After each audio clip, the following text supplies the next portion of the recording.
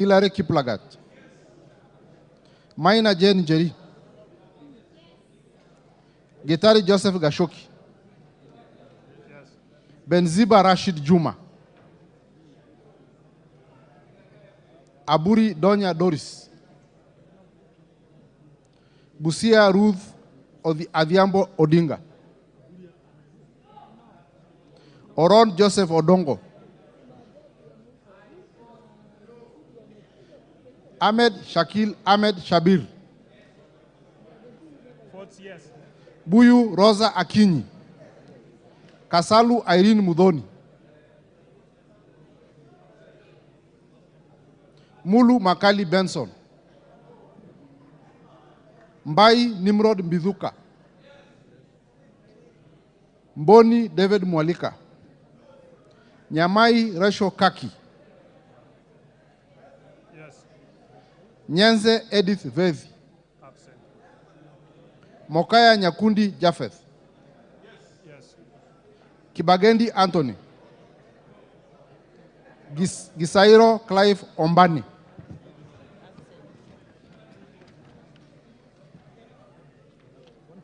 Yegon Brighton Leonard, Kiprono Mutahi Alfred, Tonui Joseph Kosgei, Kamero Maisori Marua Kitayama, Robbie Mathias Nyamabe,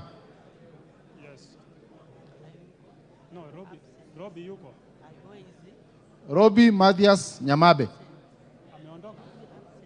Masito Fatuma Hamisi, Wanyonyi Ferdinand Kevin, Abdurrahman Mohamed Abdi, Mohamed Abdikadir Hussein, Kagiri Jane Wangeshi, Kiunjuri Festus Mwangi, Abdikadir amefort yes. Mohamed Abdikadir amefort yes. Yes. Lafe.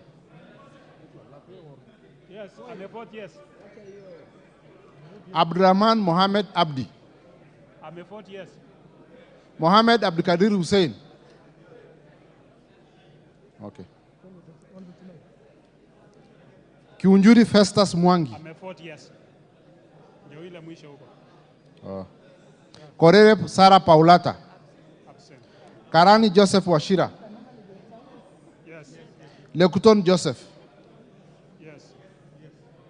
Marubu Monica Mudhoni. Lamu. Oboruwedha Mohamed. Yes. Muiruri Mudhama Stanley. Kothe Felix Odiwor. Kahangara Joseph Mboro. No. Mboko Mishi Juma Hamisi. Mugabe Innocent Maino. Chege John Kiragu. Yes. Akuja Protas Ewesit. Yes. Oyugi Dick Maungu. No. Nabii Nabwera Daraja. Shiforomondo Mangale Munga. Mukhwana Titus Khamala. Absent. Mbiuki Japheth Miriti Kareke. Kareke Mbiuki. Alikuwa sample hapo katikati. Kamene Joyce. Mule Caleb Mutiso. Yes. Kombe Harrison Garama. Absent. No. Absent. Where?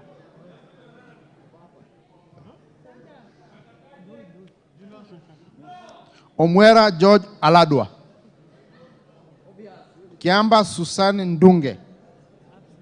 Absent. Mumo Rose Museo. Ijendi Moses Malulu. Mnyasi Amina Lora. Abdullahi Bashir Sheikh. Yes. Sheikh Umulkher Hasim, Abdurrahman Husewetan Mohammed, Haro Abdul Ibrahim, Yes. Yusuf Adan Haji, Mukunji John Gitonga, Njoroge Mere wa Maua, David Kangogo Bowen, Toroitich Timothy Kipchumba, Yes. Wago Naomi Jilo, Yes.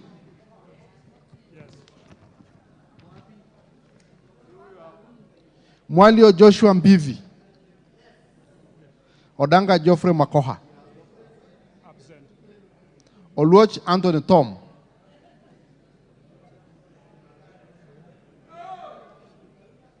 Gishuki Edwin Mugo, Yes. Kahungu Eric Mwangi, Yes. Tandasa Kasim Sawa, I'm a 40 years. Tandasa Kasim Sawa, Yes.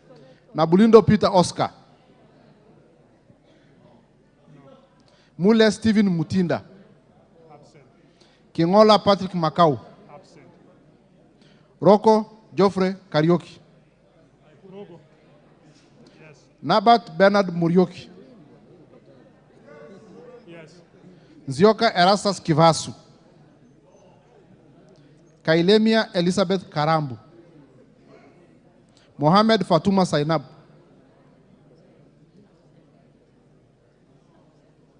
Kibngor Ruben Kiborek,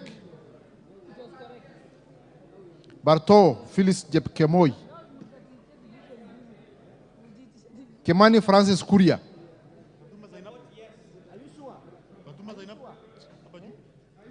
Absent.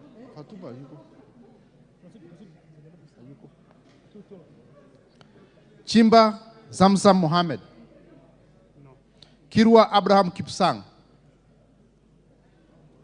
Jaldesa Guyo Wako, Absent. Bader Salim Faisal, Chesebe Fred Kapondi, Oyo James Onyango, Gishoi Gagushia John, Salasia Peter Kalerwa, Naika Johnson Manya,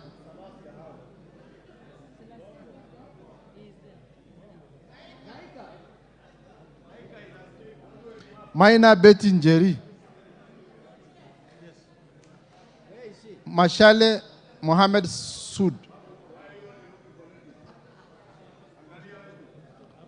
Musao Vincent Musioka, Sheikh Peter Mbogo, Shake Peter Mbogo, Absent. Maingi Mere, Mulyungi Gideon Mutemi,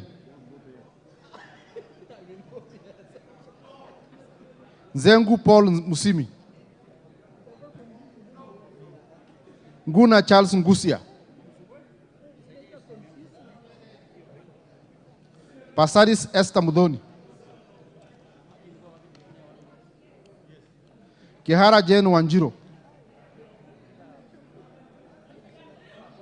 Yes. Shelule Liz Korir, Yes. Gikaria David, Yes. Arama Samuel, Mulanya Godfrey Ekesa,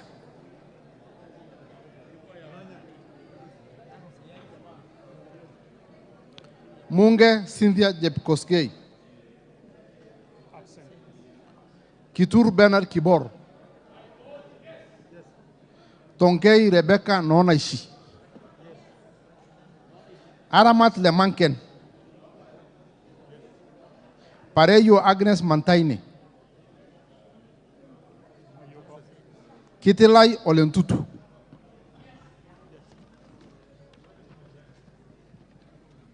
Tongoyo Gabriel Koshal, Wangwe Emmanuel,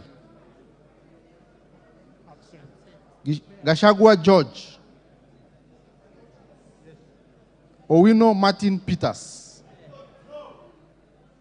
GK George Masharia, karaoke. Yes. Chepkwony Charity Kadhambi. Yes. Guyo Adhe Wario. Yes. Abdul Rahim Daud. Yes. Nyamoko Josh Nyamachi. Yes. Owor Joshua Aduma. Mohammed Ali. Yes.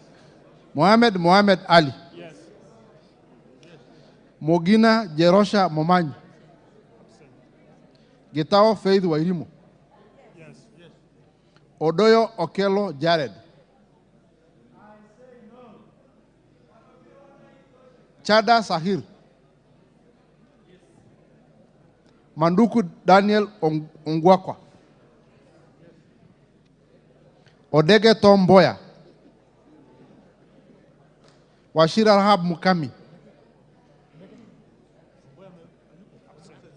Madenge Duncan Maina. Odege ndio.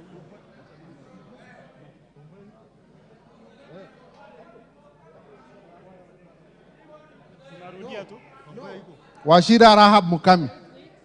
Yes.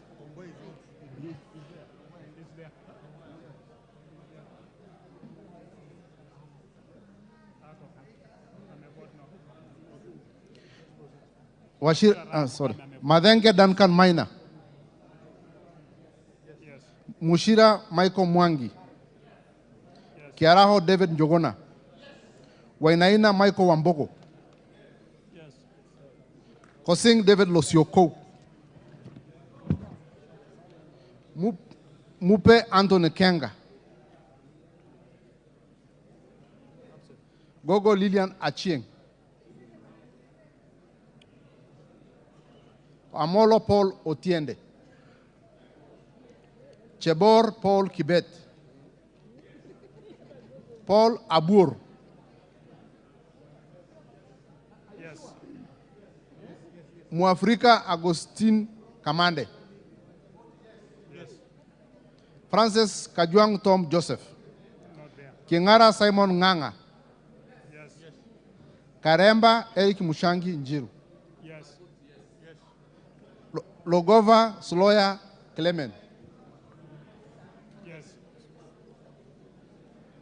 Luyai Caleb Amisi. Absent. Raso Dido Ali. Yes. Lenguris Pauline. Yes. Lentoi Johnny Jackson Legumontare. Letipila Dominic Eli. Absent. Lesuda Josephine Naisula. No. Nikal James Wambora. No. Ikana Frederick Lucili. Yes. Oduor Christine Ombaka. Lochakapong Peter. Yes. Kemei Justice Kipsang. Koi John Waluke.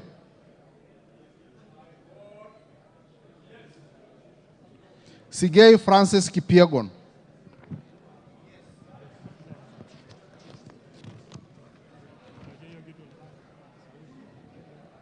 Idhinji Dr. Shadrach Mwiti. Anyengo Silvana Sosoro. Kiplagat David. Maina Mwango Amos. Odhiambo Millie Grace Akoth. Omondi Karoli. Gashobe Samuel Kenodia. Mohamed Junet Sheikh Nu. Masara Peter Francis. Misigi Lydia Haika Mnene. Yes.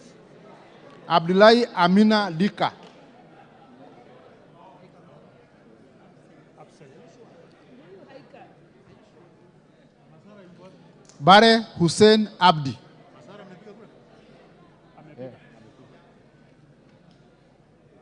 Bare Hussein Abdi. Yes. Bwire John Okano. Oku Edward Kaunya. Absent. Otucho Mere Emase. Mwangi Geoffrey Wandeto. Murungara George Gitonga. Nduyo Susan Gugi.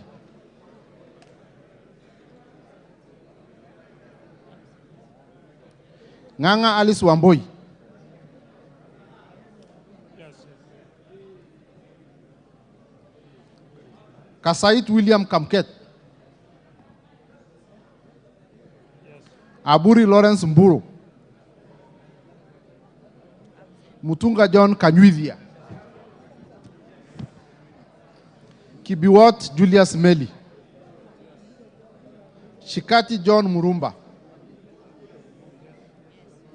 Sioi Lilian Shebet. Sitienei Janet Jeb Kemboi. Sitene Janet.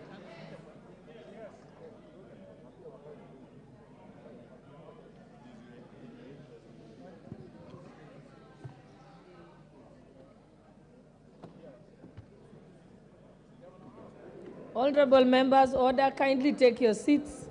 Honorable members, kindly take your seats so that we have to see your colleagues when they rise to vote. Thank you. Ngetit Cecilia Asinyen. Ngitit. Yes. Emathe Joseph Namur. Yes. Gikolong Nicholas Gikor Nixon. Nabuin Paul Ekwam. Namoit John Ariko. Yes. Nanok Daniel Epuyo. Yes. Boss Gladys Jeb Koskei. Ochieng David Ouma. Sholea Mefort. Yes. Wandai James Opio. Nyamita Mark Ogola. Kagesi Kivai Ogesi. Yes. Adagala Beatrice Kahai. Abdi Hamis Shome. Jeho Fatuma Abdi. Absent. Mohammed Aden Daudi. Absent. Sane Ibrahim Abdi. Ado Mohammed Aden. Farah Yusuf Mohammed.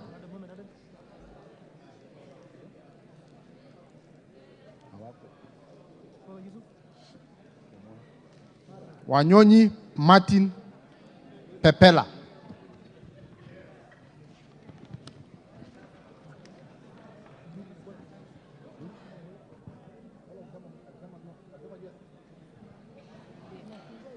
Sitati Daniel Wanyama.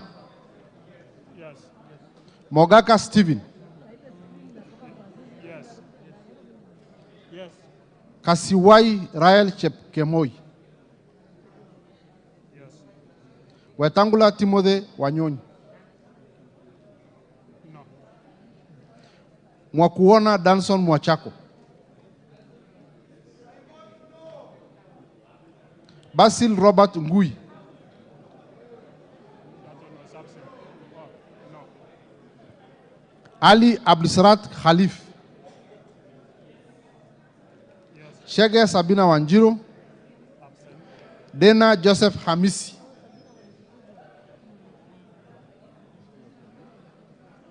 Yes. Harun Suleha Hulbale. Yes.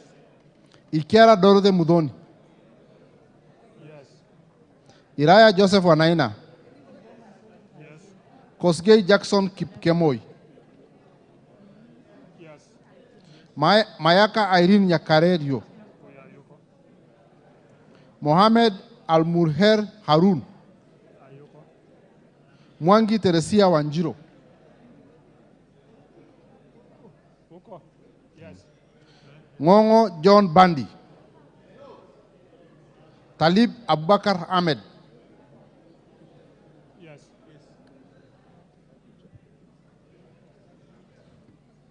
Tell me. On close two, who should speak close three?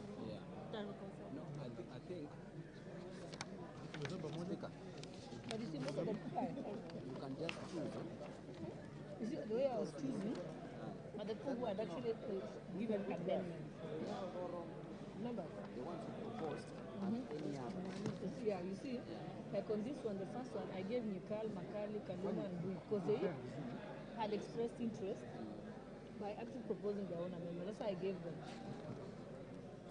Alafu za kuja hapa ilikuwa Huundo na Mbui pia. Hapa ilikuwa Alwatu na Nikal. Alafu, you see, it's the same people. Makali, Bui, or No, you Makali. can just But the problem, so yeah, I'm saying. this other side. Just give them. Because they cannot be the only ones who are. That's what I'm saying. They seem to be. That's what the problem is, that they seem to be the only ones. So now we have to give other people. So, but them, they yes.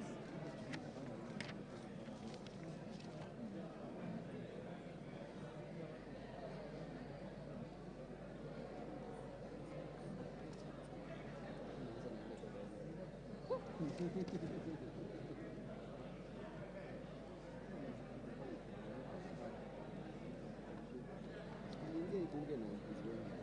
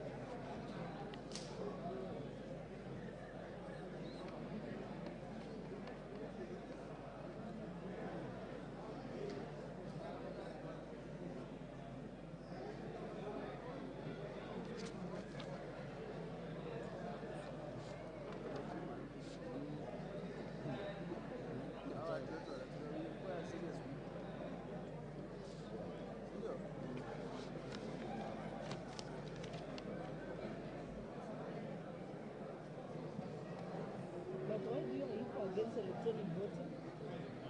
No, ile tu ya public. Yes, but if we give you two clauses, yeah, how do you let Hizo zingine ni sawa. na hiyo hata mnaongea until kesho. Yeah, hakuna. Haiko hivyo. Sioni nimesaini. Sioni nimesaini. Okay, okay, sawa. Ndio yule. Sioni nimesaini mheshimiwa. Ndio yule yuko.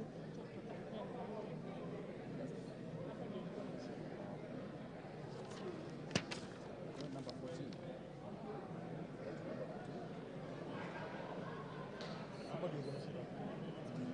Tuanze na wenye absent. No, no, it's okay. We don't have to count Let's them. compare the second page. Eh? Mose, let's compare Second page. the second page. Start from page 1. 9 and 1. Sorry.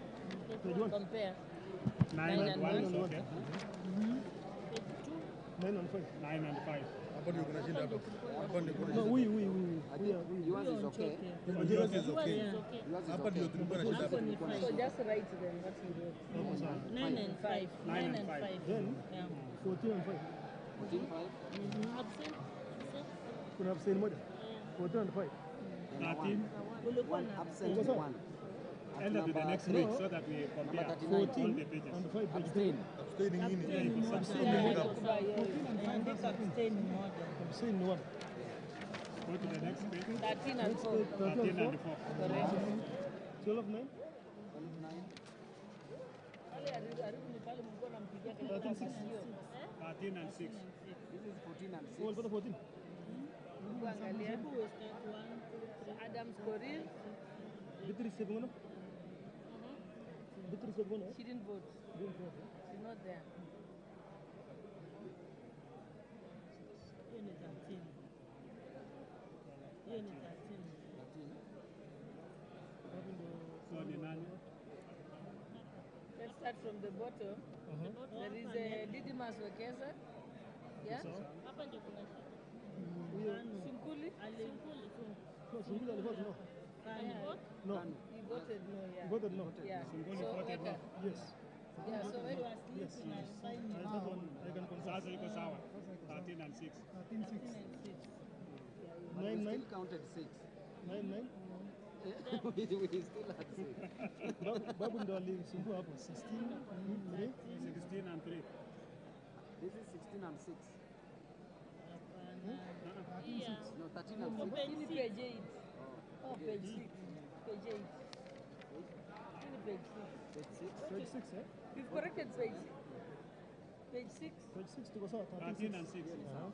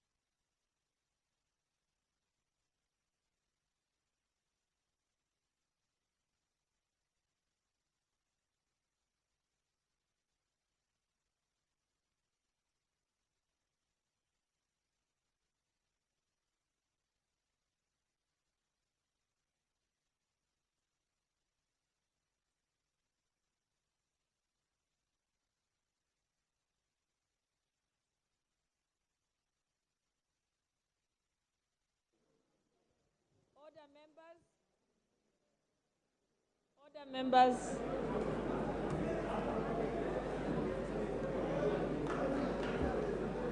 Order, members, please be seated. I now wish to announce the results of voting. Division on clause number 10 to be amended as proposed by the chairperson of the Finance Committee. The ayes had a total of 194 votes, and the nays had a total of 79. Therefore, the ayes have it. I now put the question that clause 10 as amended be part of the bill. No, it's 10. It's clause 10. And honorable members, just for the record, we have been able to confirm from the Hansard that under clause 9, the chairperson of the Finance Committee correctly read the amendment. And I think it has been verified also by Honorable Mbadi. So that matter is now settled. Okay, now let us, you may now open the doors and withdraw the bars. The question, in as many as...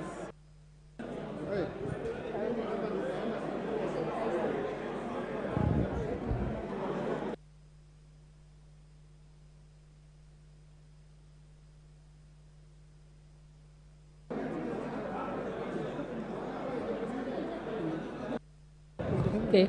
I now put the question that clause 10 as amended be part of the bill. Will as many as of that opinion say aye? Aye. Will as many as of the contrary opinion say nay? The ayes have it. Clause 11. Chair Finance Committee, clause 11. I propose, hold on, Chair. I propose the question that clause 11 be part of the bill. Proceed, Chairperson. So, Honorable Chair, I propose that an addition of clause 11 as proposed in the supplementary order paper.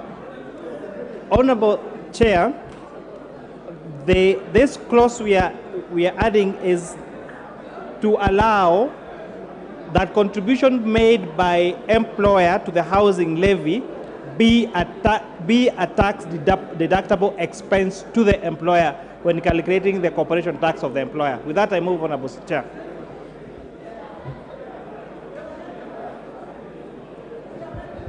Honorable members, I propose the question that clause 11 be amended as proposed by the chairperson of finance.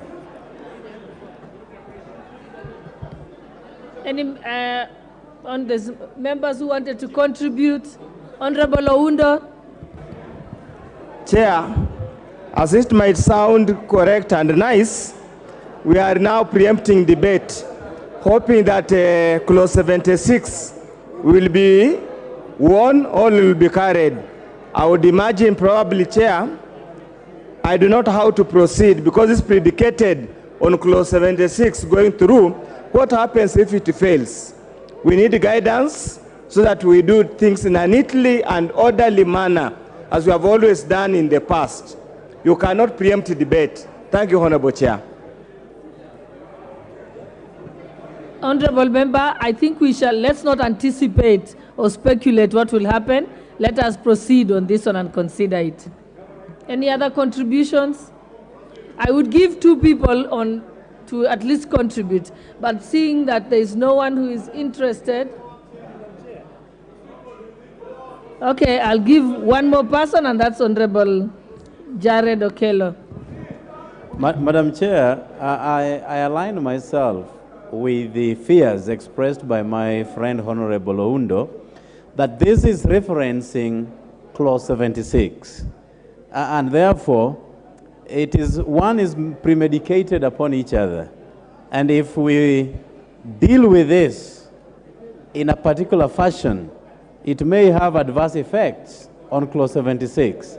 And therefore, your direction on this will be very key so that we also run away from any confusion that may emanate out of this clause 11.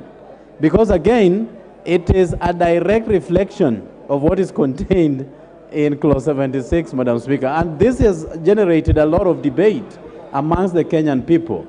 The housing levy. You know it, I know the committee has already proposed to move it from 3% to 1.5%, and additionally moved it from a levy to a tax without capping, Madam Speaker. So we really need a lot of direction on this so that we do not fall into the trap of the proponents of this clause, Madam Speaker. Honorable Member, when we do get to Clause 76, then at that stage, if necessary, it can be recommitted again. Yes, or else now we'll be acting on speculation. Yeah, it has not occurred yet. Yeah, okay. I'll just give lastly, Honorable Owino.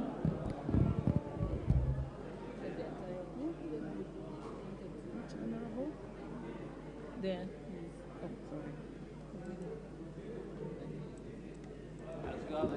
Thank you, Chair. I think you have the discretion, Chair, of just rearranging Clause 76 to come before, just as a matter of procedure. Is it so difficult to do that, please? That would be outside the standing orders, contrary to the standing orders. Let us now proceed. I now put the question that Clause 11 be amended as proposed by the Honorable Chairperson of the Finance Committee. Will as many as of that opinion say aye? Will as many as of the contrary opinion say nay? Nay. The ayes have it. I now put the question that Clause 11, as amended be part of the bill. Will as many as of that opinion say aye? Aye. Will as many as of the contrary opinion say nay? Nay. The ayes have it. Clause 12.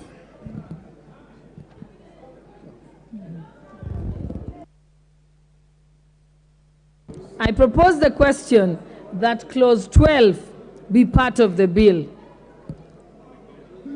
Chairperson for Finance, you may move the amendment.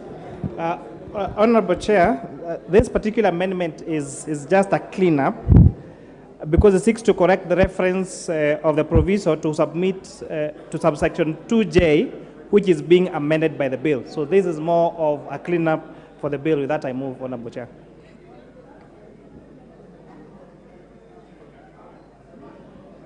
I now propose the question that Clause 12 be amended as proposed by the Honorable Chair of the Finance Committee.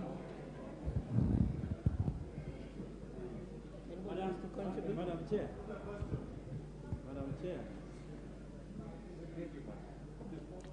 Honorable Jared Okello, let me see if there's somebody else who wants to contribute so that it doesn't seem unfair that you're the only person talking. Any interests? Then I'll allow Jared. Madam Chair, allow me for the first time to align myself with the deliberation as expressed by the Chair of Finance, that this is just meant to make it look tidy. And therefore, there is nothing fishy, there is nothing suspicious about this particular clause. And therefore, let me support him for the first time in the history of this country. Thank you. I now put the question that Clause 12 be amended as proposed by the Honorable Chairperson of the Finance Committee. Will as many as of that opinion say aye? Aye. Will as many as of the contrary opinion say nay? The ayes have it. I now put the question that Clause 12 as amended be part of the bill. Will as many as of that opinion say aye? Aye. Will as many as of the contrary opinion say nay? The ayes have it. Clause 13. Clause 13, I now propose the question that Clause 13 be part of the bill. I now put the question that Clause 13 be part of the bill. Will as many as of that opinion say aye? Aye. Will as many as of the contrary opinion say nay? The ayes have it. Clause 14. Okay. All right.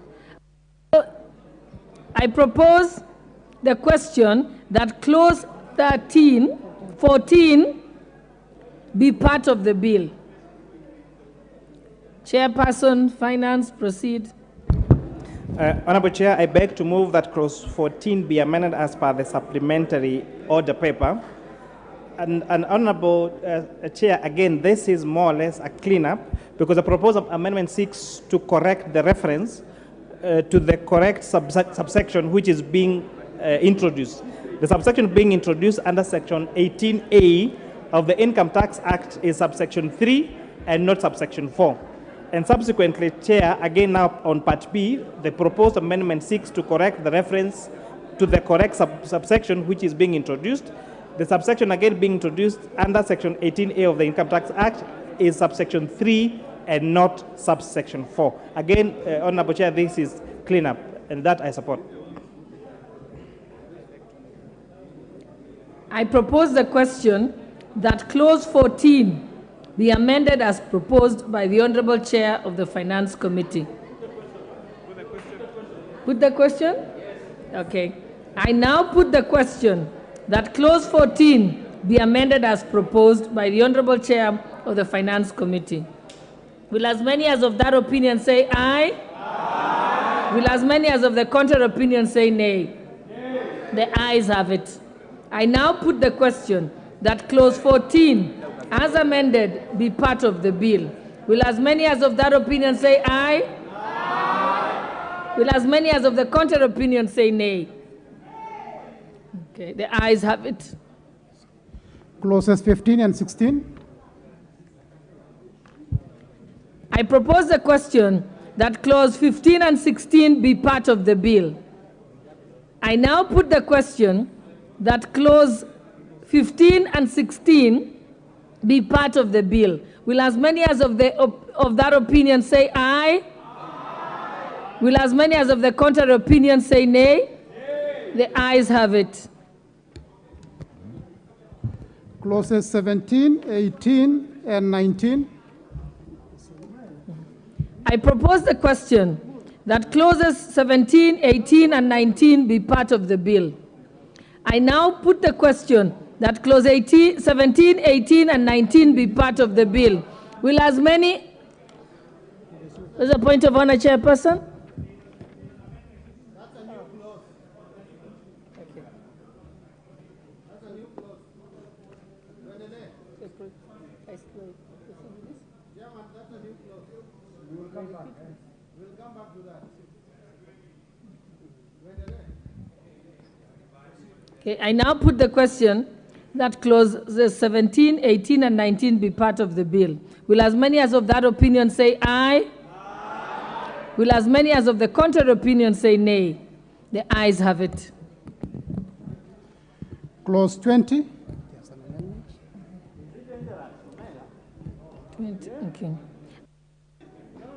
I propose the question that clause 20 be part of the bill. Chairperson, move your amendment. So, Honorable Chair, I beg to move that clause 20 be amended as per the supplementary order paper.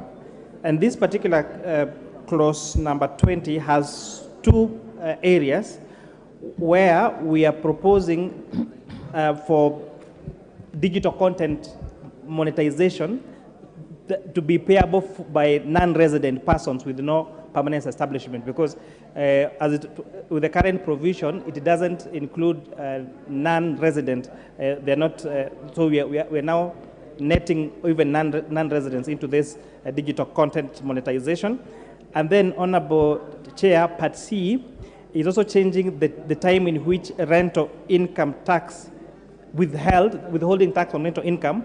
The bill proposes that this should be remitted within 24 hours, and we are amending this to change from 24 hours to make it payable within 5 working days. With that, I move, Honorable Chair. I propose the question that clause 20 be amended as proposed by the Honorable Chair of the Finance Committee. Honorable Nyikal. Chair, can we get a little explanation? If we are including non-resident, how is that actually practically going to be implemented? and collect the taxes from the non-residents.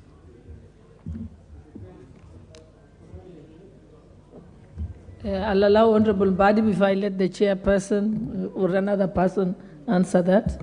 Yes, Honorable Badi, I'll come to you, Honorable Oundo. My understanding is that the non-resident persons would be taxed when they are in Kenya. I think we need to understand the definition of residency. It does not mean that you have to be permanently resident. There are a number of days in a year that if you stay in Kenya, then you are considered a resident person. So if you have not stayed in Kenya for those number of days, then you are a non-resident, even when you carry out business activities in Kenya. So during that period that you are in Kenya and you are not a resident, then you become taxable. I guess that is what the committee wanted to. I think, Chairperson, you can say thank you to Honorable Badi because he has eloquently explained it on your behalf. Honorable Chairperson, you wanted to respond? Thank you, CP Bandi, for that information, and that is correct. That is the intention of the committee. Honorable Oundo, then we can close. We said 2 people for each amendment. Chair, I need your guidance. I had an amendment which was not subject to Article 114, Clause 20 on this page 617 of the supplementary order paper. I need your guidance on how to proceed, since you have not called out the same. Thank you. Yeah, Honorable Oundo, if the committee amendment is carried, then it covers what the amendment that you actually wanted to introduce. Is it any different? Okay, just proceed and then we'll get a counter argument. Proceed. Chair, my amendment is carried into 2. I totally agree with you. The second part about the days of remittance, I would withdraw my amendment because I had proposed 3 days. They proposed 5 working days.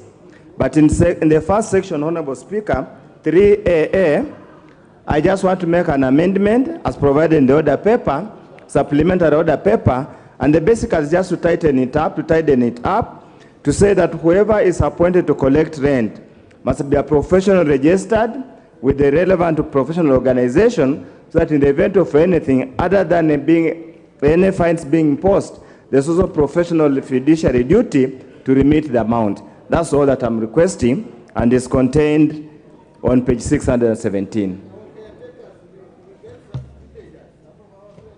So how will they be? Honorable Chairperson. So, Honorable Chair, although the amendment as proposed by the Honorable Oundo would be a good provision and actually would lead to more collection, but remember you also have the challenge of many landlords who do not necessarily appoint agents. So we have landlords who decide, I do not want an agent for my property, and actually rent becomes payable to them directly. In that case, therefore, this provision actually puts the landlords themselves as the withholding agents. And then secondly, Honorable Chair, this would also really distort the market of agencies, because we have got very many agencies across the country that are mandated to collect rent and are not necessarily members of a particular professional body as proposed.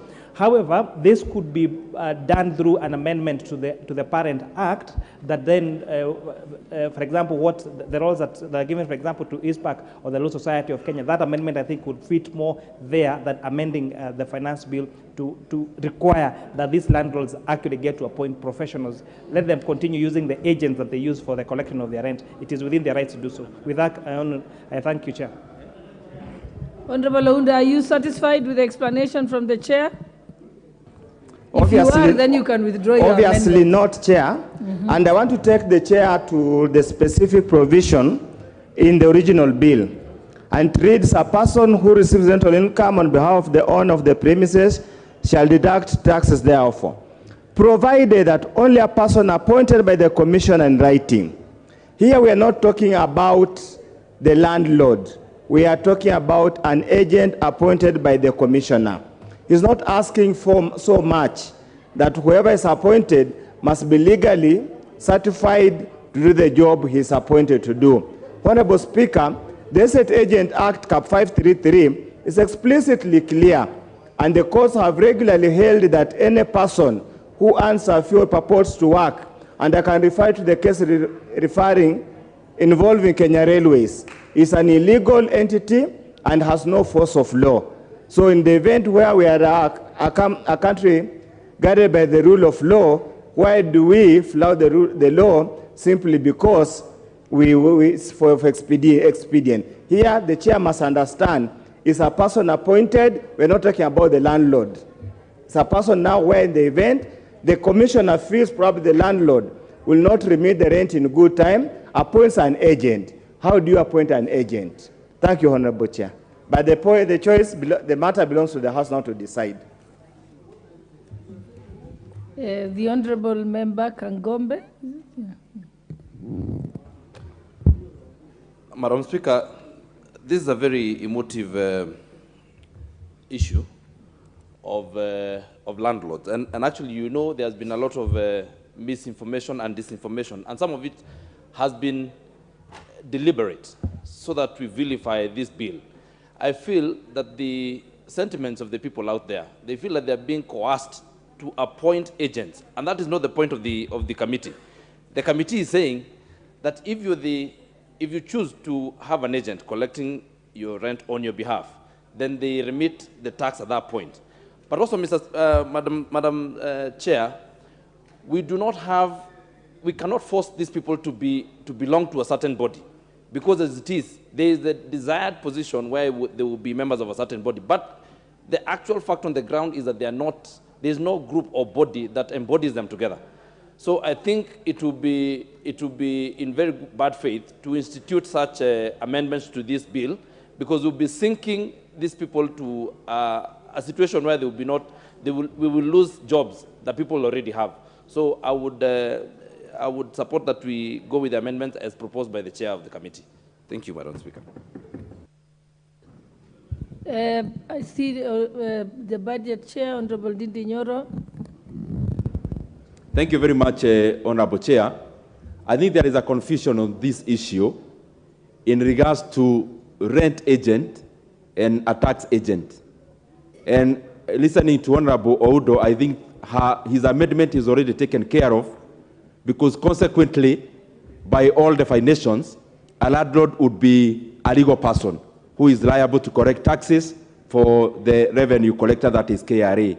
I also want to laud the committee and really support the fact that they have been able to give landlords flexibility from 48 hours to 5 days. Thank you, Madam Chair. I submit.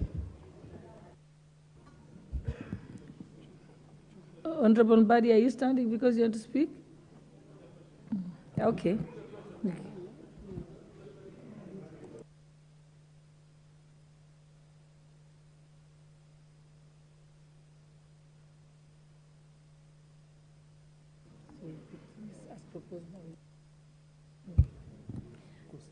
Okay, I think I can now propose the question that clause 20 be amended as proposed by Honorable Oundo. And then I now put the question. Then we can get to the point of...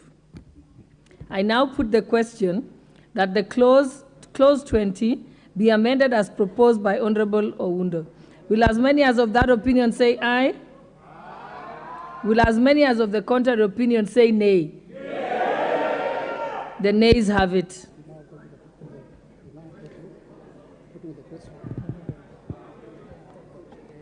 I now put the question that clause 20 be amended as proposed by the Honorable Chairperson of the Finance Committee. Will as many as of that opinion say aye? Aye. Will as many as of the contrary opinion say nay? The ayes have it. I now put the question that clause 20 be, as amended, be part of the bill. Will as many as of that opinion say aye? Aye. Will as many as of the contrary opinion say nay? The ayes have it. Clause 21. I propose the question that clause 21 be part of the bill. I now put the question that clause 21 be part of the bill. Will as many as of that opinion say aye? Aye. Will as many as of the contrary opinion say nay? The ayes have it. Clause 22. I propose the question that clause 22 be part of the bill. Mover, member. Honorable Chair, I beg to move that clause 22 be part of the bill as proposed as per the supplementary order paper. Honorable Chair, this particular clause under paragraph 71 wants to exempt from tax income earned by contractors, subcontractors, and employees implementing a project that is financed 100% by a grant. And this is, again, to encourage Kenya getting grants from other countries. Under paragraph number 72 and 73, this is to provide a tax incentive to attract investors under the special economic zones. Since the enactment of SEZs, Honorable Speaker, Honorable Chair, from 1915, there has been very few companies that are operating in the SEZs. So this particular amendment is to incentivize investments into the special economic zones that have been set in the country and to encourage Kenya absorb more grants from donor countries. With that, I beg to move, Honorable Chair. I now propose the question that clause 22 be amended as proposed by the Honorable Chair of the Finance Committee. Can I put the question? Seems there's no contributions. I now put the question that clause 22 be amended as proposed by the Honorable Chair of the Finance Committee. Will as many as of that opinion say aye? Aye. Will as many as of the contrary opinion say nay? Nay. The ayes have it. I now put the question that clause 22 as amended be part of the bill. Will as many as of that opinion say aye? Aye. Will as many as of the contrary opinion say nay? The ayes have it. Clause 23. Is it an amendment? Yeah. I propose the question that clause 23 be part of the bill. The mover, Chairperson, Finance. So, Honorable Chair, I beg to move that clause 23 be as proposed in the supplementary order paper. This particular clause 23 has two sections, Honorable Chair. The first one is to incentivize the area of manufacturing to include the word refining, so that those particular sectors that are dealing in refining of pharmaceuticals within the manufacturing sector get to benefit from this tax incentive. Clause B, Honorable Chair, the bill was proposing that the investment deduction allowances will not apply to businesses that are located in places which are outside Nairobi City and Mombasa County, provided they are not, the nature of their business necessitates them to be in those particular areas. So we are now deleting that to allow any huge investments from any particular part of this country to enjoy this particular tax incentive without discriminating whether they are allowed to be there or not. So that if a company wants to go and invest in Kisii and do processing of bananas because bananas are found there, or because potatoes are found in Molo, then they don't get to lose out on this particular incentive. With that, I beg to move, Honorable Chair.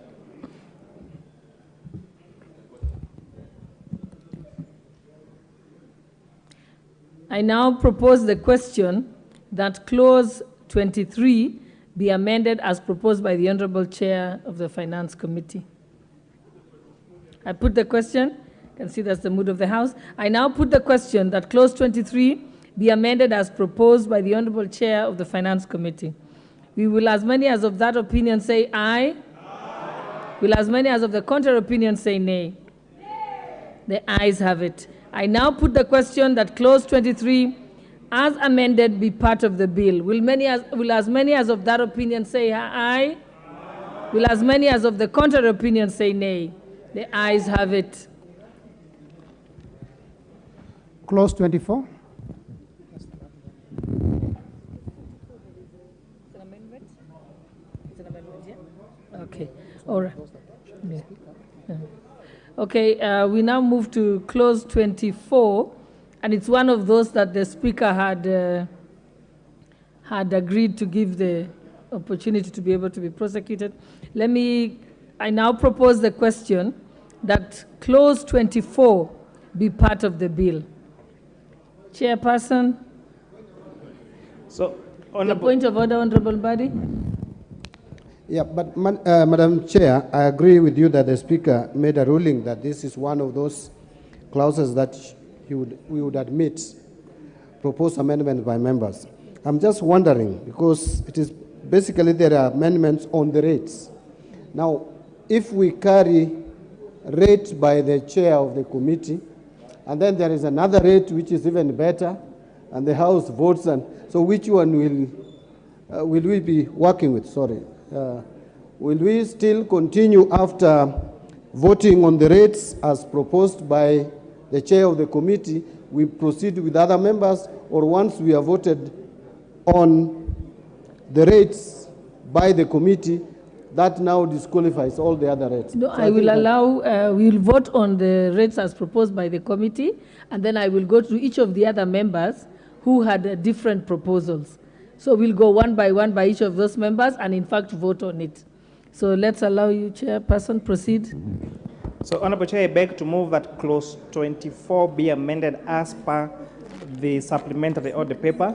But however, Honorable Chair, I would like to make a correction, and it's good to have several CPAs around. This error was actually noticed by my senior in the profession, CPA Bandi, that the last bracket of that 35% on all income over Kenya shillings 9 million, that million, I propose that to delete the 9 million to further amend it to 9,600,000. And with that, I beg to move, Honorable Chair. Yes, Honorable Nikal. Chair, and an amendment on that. Oh, why don't let me propose the question, then I'll allow you to debate. Mm-hmm.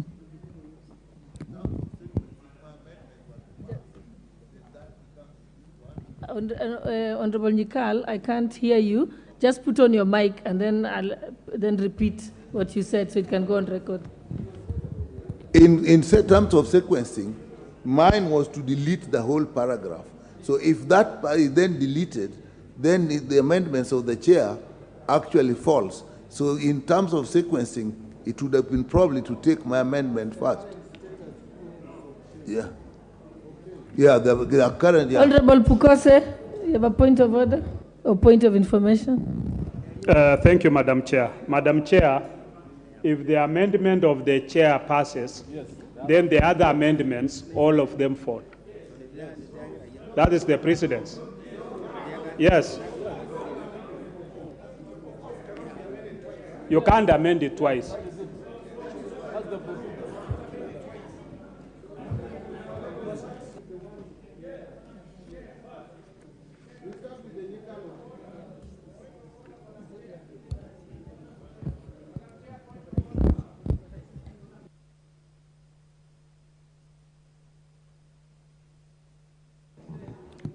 Honorable.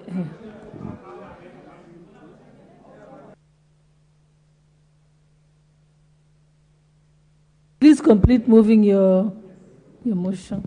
Sorry, Yes, your amendment. Honorable Chair, and again, the move I made, I think it's very important that we carry members along, because clause 24 has several sections which are quite material.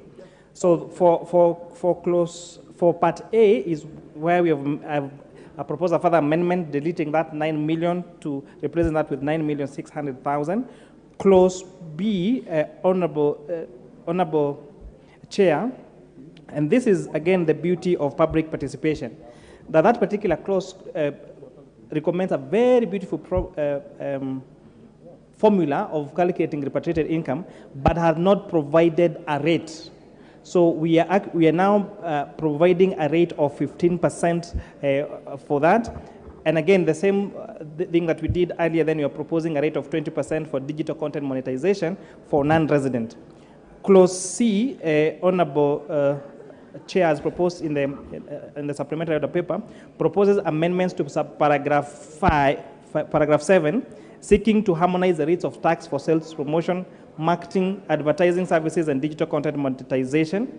Clause D, Honorable Chair, as proposed in the amendment, provides for the resident content digital monetization at 5%. And lastly, Part E, Honorable Chair, wants to amend the advance tax that is paid on trucks, pickups, movers, trailers to 2,500, down from the proposed on the bill 3,000. So I think it's important the 5 amendments on clause 5B on the handset. With that, I move, Honorable Chair. Okay, and so Honorable Nyikal, I will also allow you to move. I will allow Honorable Atandi, I'll also allow Honorable Mbui, and Honorable Waluke, Honorable Amisi, Honorable Alwoch. I think all of them have them. But your point of order? Masara. Honorable Masara? Yes, your point of order? Thank you, Madam Chair. Madam Chair, now that this particular clause had a lot of contentions, I was suggesting that instead of leaving the chairman to move his amendment first, why don't we go through all other amendments so that in areas where there is concurrence with other members, we agree as a house. Where there is different opinion, we can vote on the same. That is my proposal, because instead of the chair went through so many other avenues and the members have not been given opportunity to participate in the house, let us give them first the opportunity to prosecute their case, then we come and agree as a house. Thank you, Chair. Honorable Masara, those are not the rules. I think let's allow the members to move their amendments. Yeah, because that's not true. That sounds like a logical way of doing it, but unfortunately it's contrary to the standing orders. So what we'll do, let the members move their amendments, but we'll have to vote on each of their amendments. So I think let's proceed, Honorable Nyikal. I think we'll start with you because yours was the biggest chunk. Chair, mine are the amendments on 3 parts. So I propose that to amend clause 24A by deleting paragraph 24(1).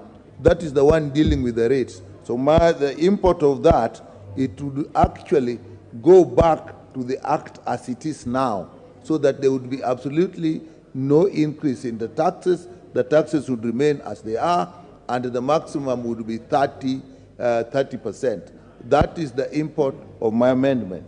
In paragraph B, that actually now falls. I actually withdrew it because it was based on monetization, which actually had passed. Had that failed, then it would have been necessary to delete that to harmonize.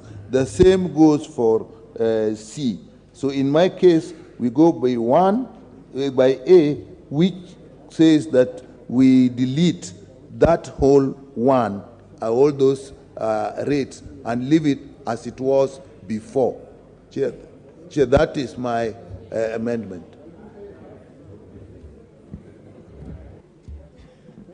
The next is Honorable the question that clause 24 be amended as proposed by the Honorable Nyikal. With the question, Honorable Makali. Let Honorable Makali have his chance. Yeah, thank you, Madam Chair. Madam Chair, I was also proposing to have the same clause 24, part 7, paragraph 7. I'd propose we delete M, and then B to delete Roman 10. The thinking behind this, Honorable Chair, was the issue of taxing digital content creators. While I have no problem with the taxation of those who are from outside this country, or the foreigners, Honorable Chair, my proposal was that for the locals, who are Kenyans, and where the Chair is proposing that we tax them at 5%, my proposal was actually to have no tax for this category of Kenyans. The thinking behind this, Honorable Chair, was basically what I was saying earlier, that this particular sector has created a lot of jobs for our young people. And my thinking is, this is the time to encourage them so that we build a critical mass, and maybe to the future, then we can tax them and collect a lot of money. That was my thinking, Honorable Chair. So that was my proposed amendment. Thank you. Yes, the Honorable Chairperson. Okay. Thank you, Honorable Chair. And just to give additional information, the proposed withholding tax on digital coin monetization as per the bill was proposed at 15%. The committee actually reduced that from 15% to 5%. And why 5%? All professional fees, whether it is management fee, legal fees, accounting fees, all of them are charged at a withholding tax of 5%. However, there is nothing that stops these digital content creators from paying tax as per the Income Tax Act.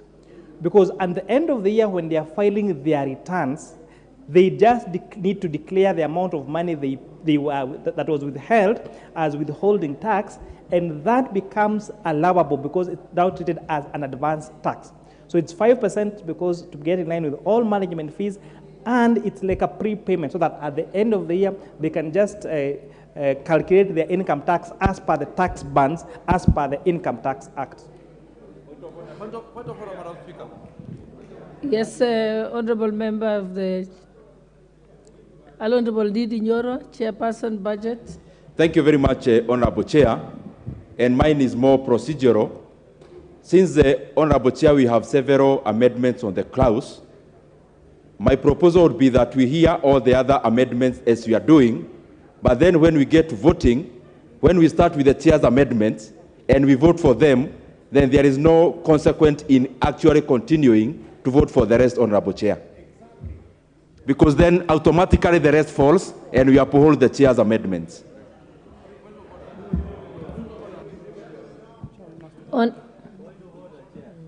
Honorable members, I think let's proceed with allowing other members to move their proposed amendments.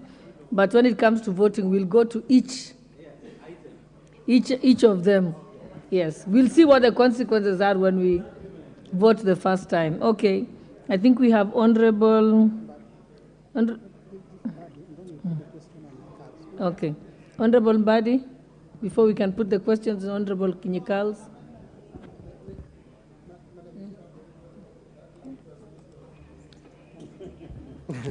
Madam Chair, I'm a bit disturbed with the reasoning by the chair of the Finance Committee when it tells us that we should just leave the withholding tax on digital content monetization. And actually, are you proposing even to make it at 20%? And then you are telling us that at the end of the year, then they will file returns and maybe refund it. Why would we owe them money? Why do you want to keep someone's money for the whole year? These are strugglers. These are the hustlers. Imagine. These are the real hustlers, not the ones you are pretending to be hustlers. These chair are the real hustlers.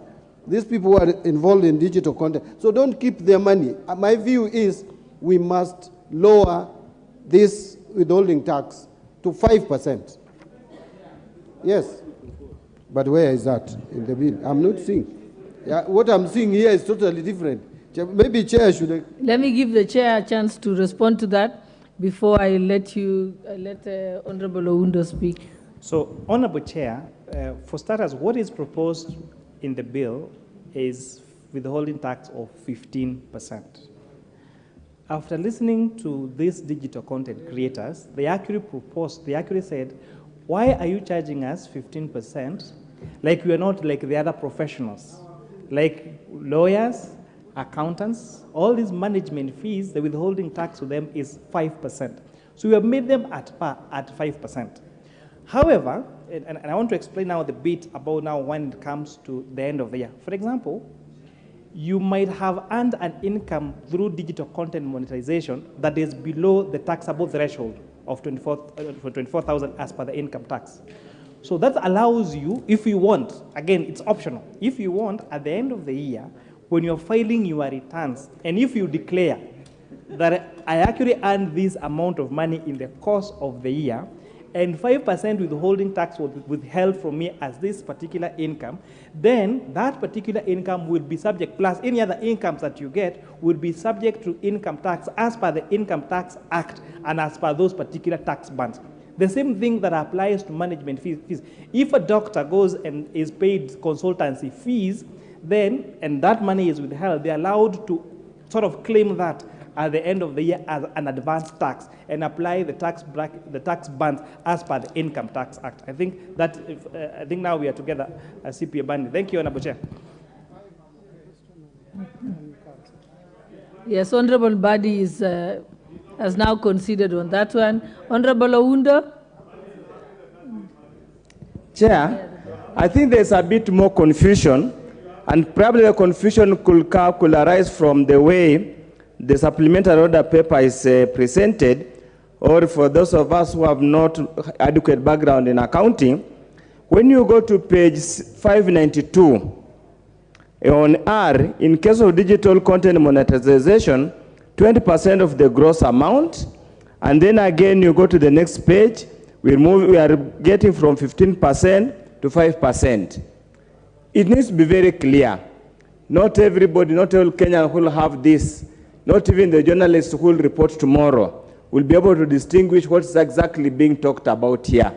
Probably the chair needs to be very clear. When does the 20% applied? When is the 5% applied?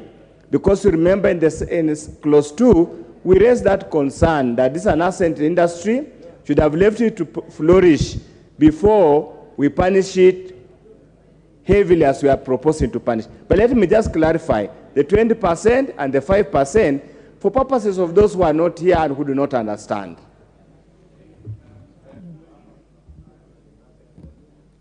Honorable Chair, do you want me to give two people, then you can respond once? Okay. Honorable Chair, if an Honorable Odo, through the Honorable Chair, if you take page 593 of the order paper, that clause D, and I read verbatim, in subparagraph 7, in the proposed paragraph M, by deleting the word 15 and substituting, therefore, the word 5. So we are substituting 15% with 5%. The consequence of that is that the withholding tax that's going to be held to digital content monetization is therefore going to be 5% and not 15% as per the supplementary order paper. Thank you, Chairperson. I think Honorable Robert Basil, I've seen you. Let me just give Mudhoni wa Mshomba, member for Githunguri, and then I come to you. Thank you, Chair. I want to put more weight on this confusion that has been created between the 5 and the 15% on the two different pages as cited by Honorable Oudo.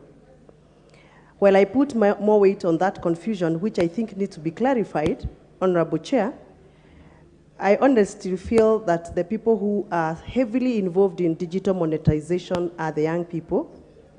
And these are people, most of them who play within the age of below 35 years. This is the AGPO group, the group that we call affirmative group, the AGPO. So dealing with this category of Kenyans as any other body of professionals and charging them or imposing on them the 15% down to 5%, I still feel we are not being very fair to this category of digital monetizers. And therefore, I still feel that this bill needs to be probably maybe relooked at more, if possible, so that we can take care of this asset industry, the growing category of industry. Thank you. Madam Chair. The Honorable Robert Basil, member for Yatta. I'll come to you. Thank you, Chair. I'm actually looking at the individual rate taxes. The one on the first rate of 288,000 and the next of 100,000, if you sum them together, comes to 35%. Now, if you go down, the one earning 9.6, you are taxing 35%. So I find to be a bit is ironical, and I would appreciate clarity from the chair, because why would you overburden the middle income, the upcoming one? Those who are earning a lot of money, we peg it at that 5%. So it doesn't make sense at all. So it would be appreciated if the chair could actually explain. My proposal on the same, if we could make the one earning 288 to about 5%, the next 100 to around another 5%. So the two could come to 10%, and that would make more sense and will support upcoming middle income. Thank you. Yeah.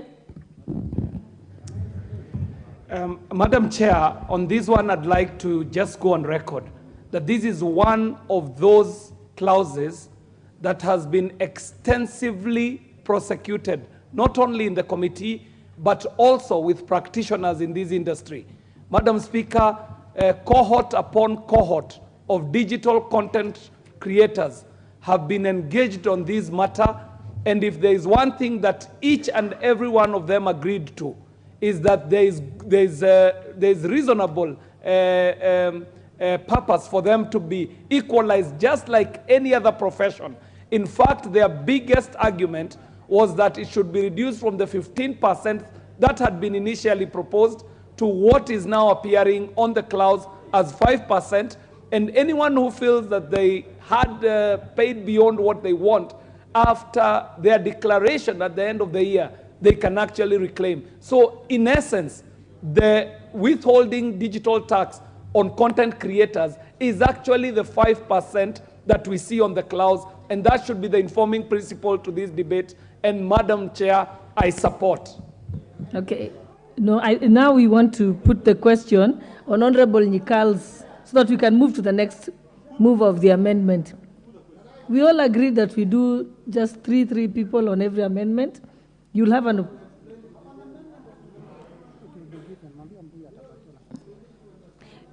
Yes, it's the same one as Honorable Mbui has. So you'll have a chance to respond, to contribute to it. Yes. He has, the chair has explained. Honorable members, thought we can make progress. There is still amendments on this same clause coming up. There's 3 more members. Proceed, Honorable Bade. You know, Chair, for this House to make informed decision, especially on this matter of income tax bans, we need to be very clear on what we are doing. What the chair of the committee is proposing, honorable members, is that the first 24,000 shillings per month, let us not go with the annual figures, should be taxed at 10%. Then that is the way it is even today. The next 8,333 should be taxed at 25%. And that is the way it is today. Now, the changes come from the 30% bracket. All the amounts above 32,333 right now is taxed at 30%, whether you're earning 10 million. Now, today, what we are being told is that the next 467,666 per month should be taxed at 30%. If you add those 3 figures, they come to 500,000. Now, the next 300,000 should be taxed at 32.5, meaning up to 800,000. Anything beyond 800,000, honorable members, will be taxed at 35%. That is the proposal by the chair. Now, other colleagues are proposing even better rates. So we better decide whether we are going with these better rates. Like the one for Kaluma, will only allow taxation of 35% for those who are earning over 1.2 million per month. So I was saying that because she said we can debate all these amendments together. We are on the same amendments, Leader of Majority. You know, you look so tired today. What's happening? I mean, okay, I think we need to allow the Leader of Majority to go and have something. Thank you, Honorable Badi. I think we can now put the question that clause 24 be amended as proposed by Honorable Nyikal. Will as many as of that opinion say aye? Aye. Will as many as of the contrary opinion say nay? The ayes have it. The ayes. Oh, sorry, Chair. Okay. No, we've not gone to Chair.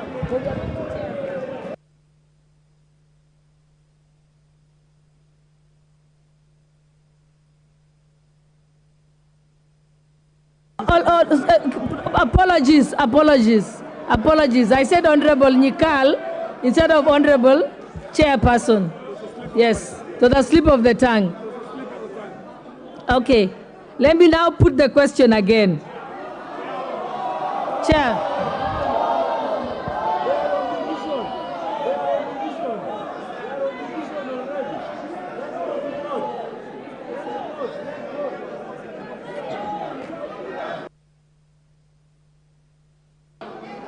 Yes, what's your point of order, Leader of Majority? Chair, thank you, Honorable. Your point of order, Leader of Majority? Honorable Chair, if you Order can... members, let's listen to the point of order.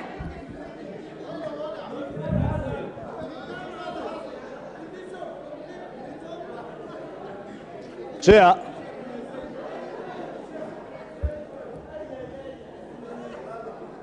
Members, I think what wasn't clear is that we were voting on Honorable... Chair, that is what I want to point out with all due respect, that it is important, Chair, as you propose, you inform the House on which particular amendment members are voting for. Number two, Honorable Chair, if you can protect me from the heckling by Honorable Mwago, the Honorable members, please. You know, the member Let for us all Starehe is give too each other excited to heckle. And by the way, Honorable Chair, we have no problem with going for division at all. It's only procedural, Honorable Chair. Yes. And I know many members are tired, including the chair. So if it didn't get clear, I'm not tired. Because it was not clear, I was going to propose, if you I find repeat it order, again. you repeat the vote again.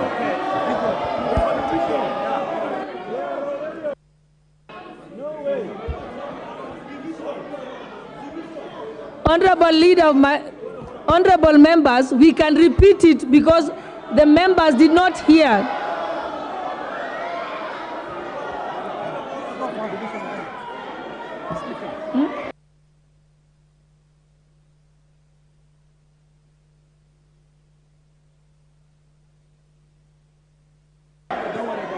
Okay. Okay.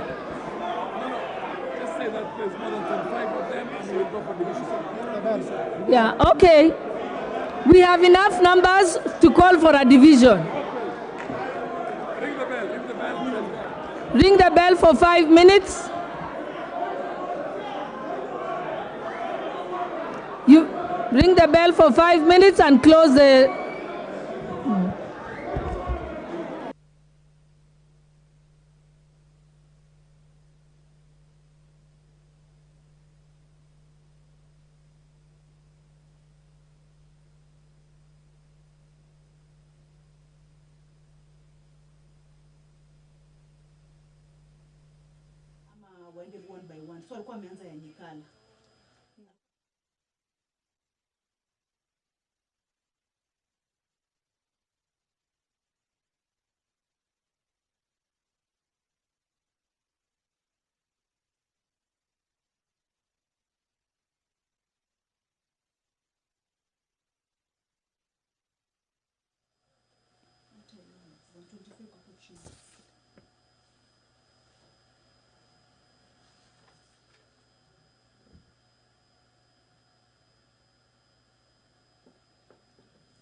The House has called for division on clause number 24, another clause that has divided the House in regards to the proposals in this particular clause.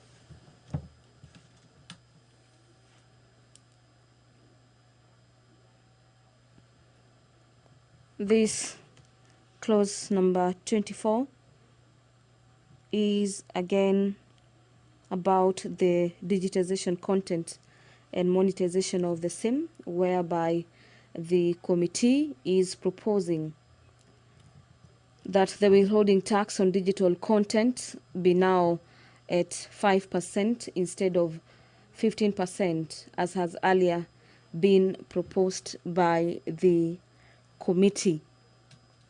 The deliberations in the House this evening is whether members should consider amendments proposed by other members, such as Honorable Member for Homa Bay Town, Honorable Peter Kaluma, that is proposing a taxation of 35% of earnings above 1.5 million shillings. The committee has yet again made amendments this evening that the maximum be now at 9,600,000 shillings at 35% instead of 9 million shillings.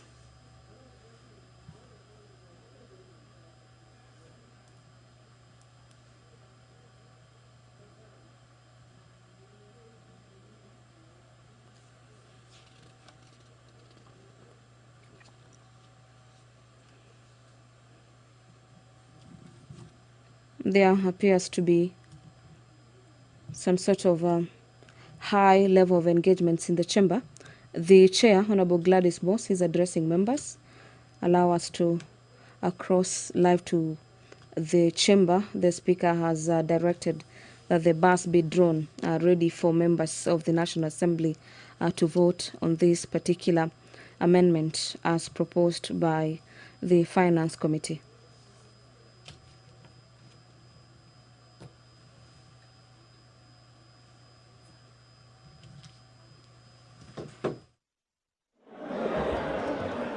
Honorable members, take your seats. Take your seats.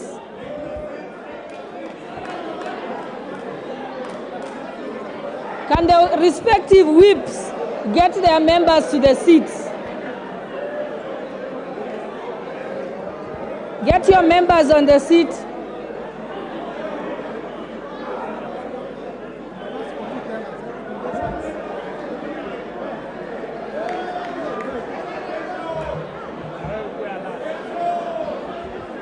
Honorable Mbadi, get your members to take their seats. Honorable Wandai, Sergeant at Arms who's talking to Wandai, the Sergeant at Arms is also in disorder. You're engaging with members instead of, yes, that is true, and that is why we are having a division. That's how we are going to vote.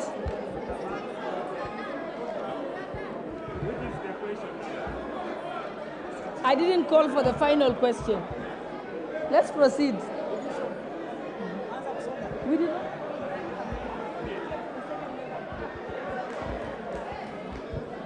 Okay, honorable members, take your seats.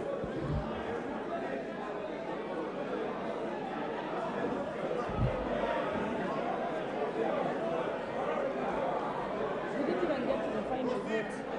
Yes, let us proceed. Can we have two people from each side? They're here, okay, the tellers are already here. Let us proceed. Call the names.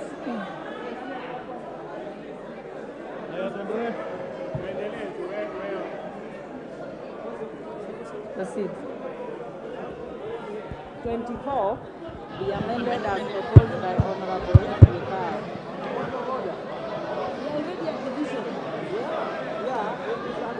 But you can't debate in the middle of the division. No, they already sat down. The division is over. The division is over. Chepkonga Kiprono Samuel. Which is the question part? You need to tell members on what they are voting. Yes.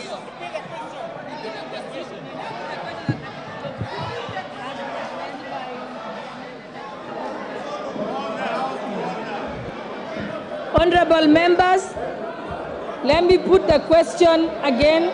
I now put the question that clause 24 be amended as proposed by Honorable Nyikal.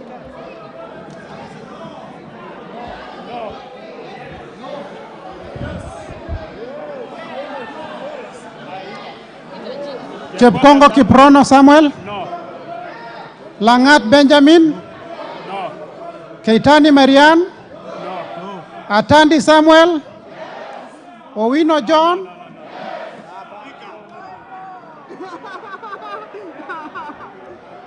Honorable members, every individual has to vote individually. Every honorable member must vote individually.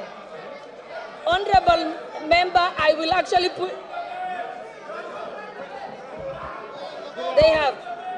The bell has been rung. The bell was rung. Honorable Zamzam, I will hold you out of order and withdraw you from the house. Be seated and let us proceed.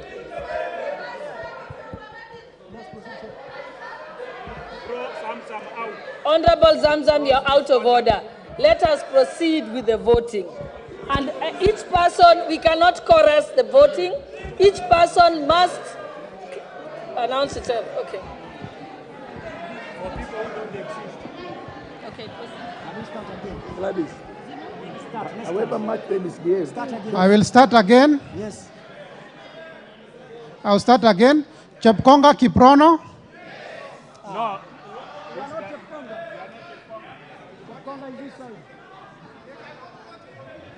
That is cross misconduct. Just name a few and throw them out. Give the microphone. Get the microphone. Proceed. Honorable members, let us begin again. Okay, I now put the question that clause 24 be amended as proposed by Honorable Nyikal. So now let us proceed. Start with the first one. And each person will vote for themselves. Chepkonga Kiprono.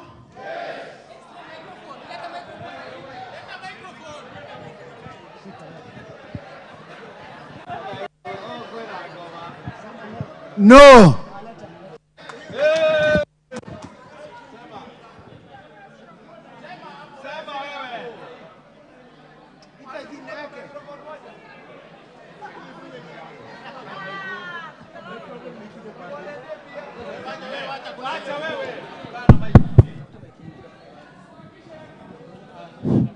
Benjamin Langat. No.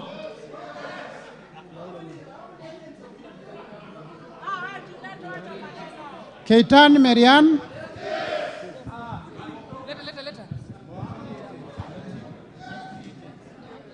No.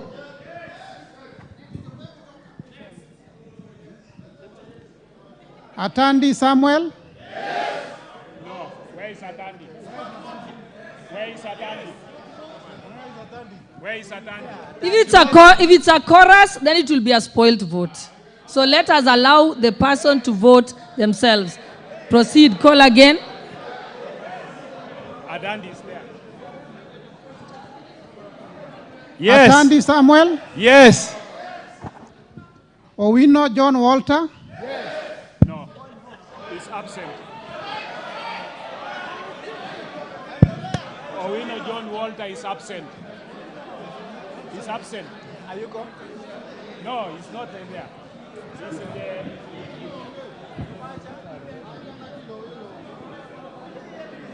Honorable members, that's out of order because John Owino Walter is not in the country. So you cannot vote on his behalf. So let us proceed. John Owino is absent.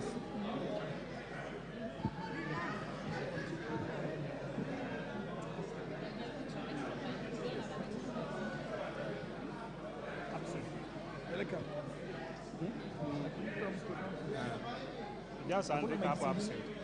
Mrembo Irene Njuki.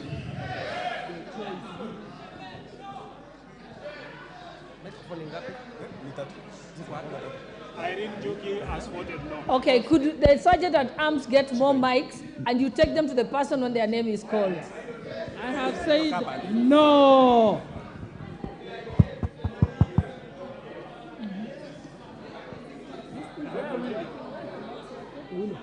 No. Shurie Abdi is absent. Shurie Abdi Omar. Absent. Sergon Florence Jamatia.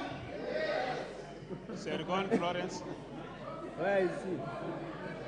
Absent. Absent. Kandie Joshua. Kandie Joshua is there. Kandie Joshua. No. I vote no. Kipkoros Joseph. Koros Joseph is there. Mike. Is here.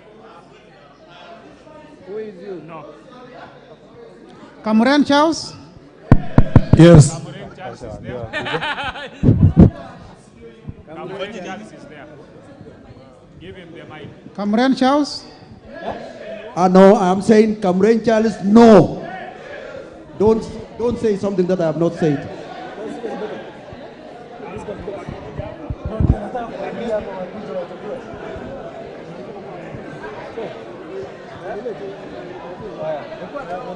Koesh Nelson.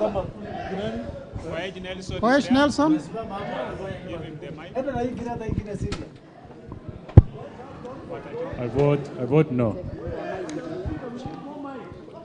Momanyi Innocent Obiri. Absent. Barongo Nolfaso Nobadia. Absent.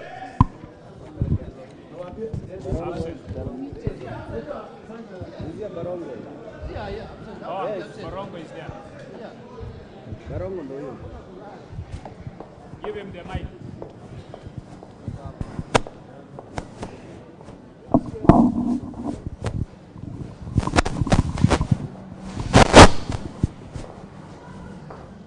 Yes. Amesema na vote yes. Yes, amesema yes. Yes. Alpha Miruka. Alpha Miruka absent. Kilel Richard. No, Lynette Chepkorir.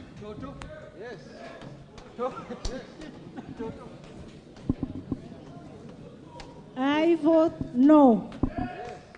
Kilel Richard Cheruyot.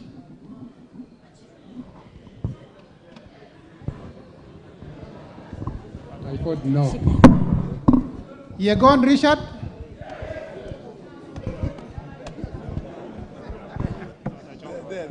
I vote no.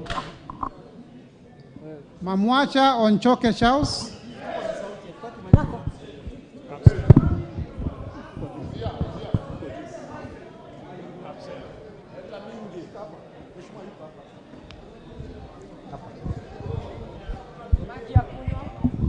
No.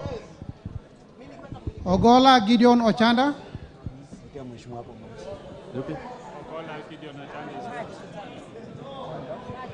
No. Osero Patrick Kibagendi. Absent.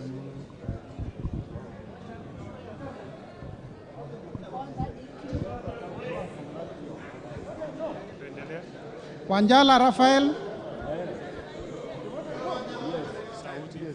Yes.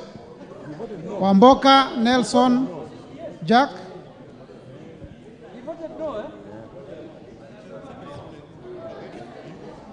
Madam Chair, look at what is happening here. I'm being harassed by the Honorable Didymus Baraza. You need to protect me, Madam Chair.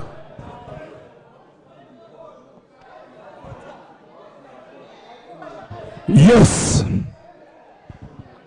Wambilianga Catherine.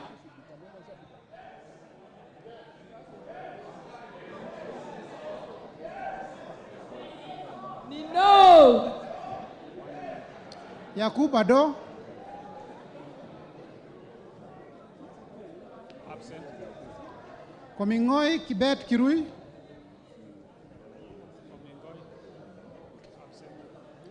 Omanyo Catherine. Absent.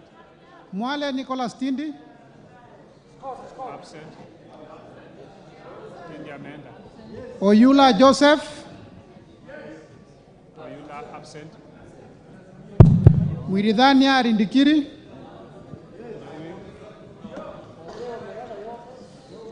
Kirima Moses. Absent. Chimbwa Omar Mwinyi. Yes. Koech Victor Kimngetich.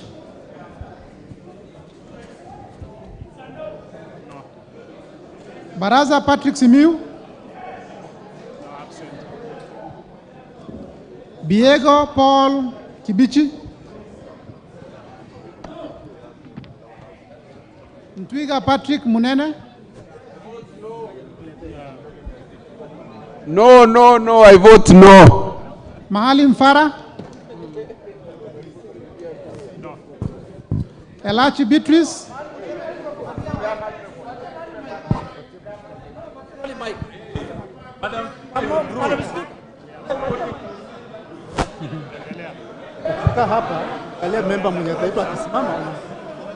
Waweru John Kiaria, Sirma Musa,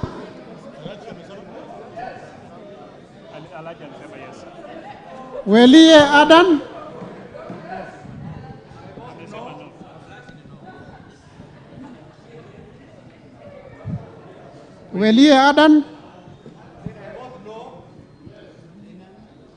Caroline Jebto, Nyelechei,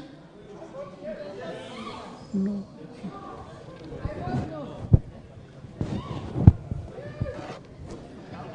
Gadhiru Mejadong, Ongili Babu Owino,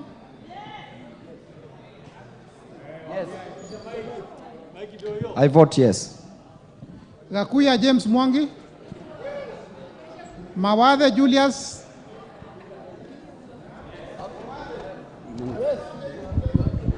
I vote yes. Mwenje Mark Muridhi, I vote yes. Daboen Pamela Njoki,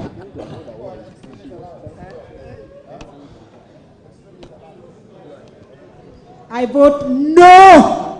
Lelmengit Kipto Kosgei, That's gender violence. Omboko Milemba, Omboko.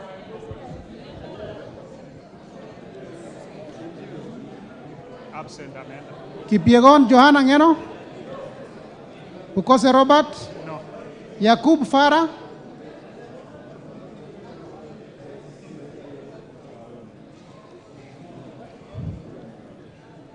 I vote no.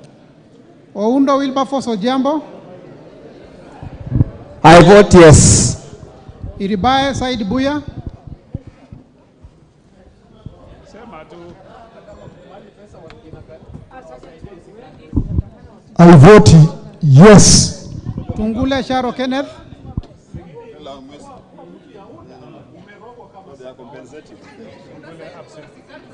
Siad Amina Woodgon, Baro Deko Mohammed, Guyo Ali Wario,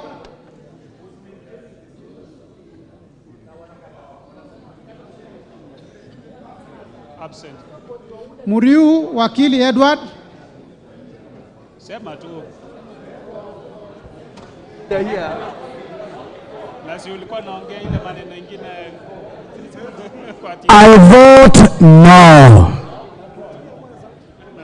Kururia Elijah Njoroge,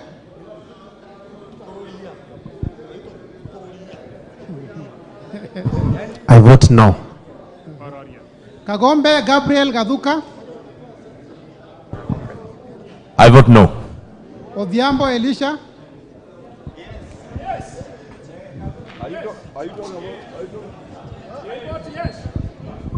No. Gethenji Robert Gishimo,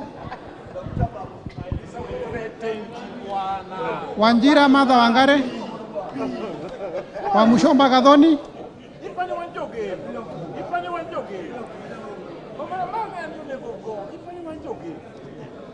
I vote no. Gimose Shaus, Osogo Bensuda,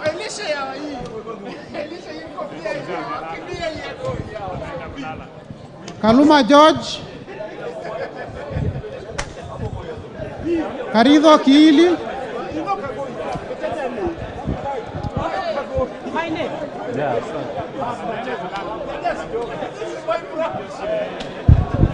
Yes.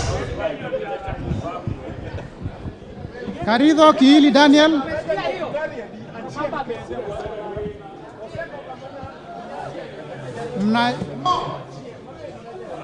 Manaiba Julius Taitimu,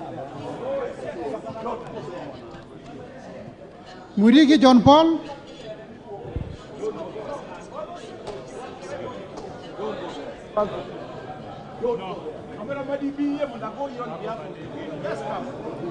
Abdi Ali, Shinali Banat,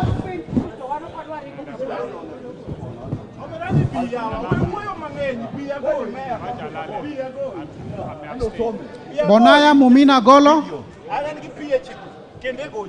Lomwa Joseph Samal,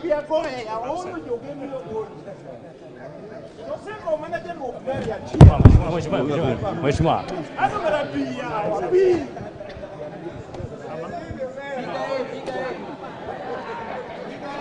Tubi Bidu Mohammed,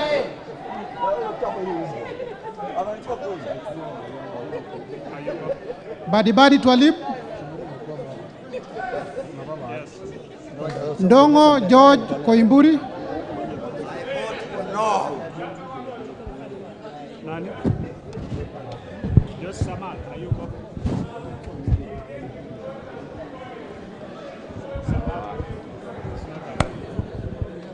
Ndongo George Koimburi,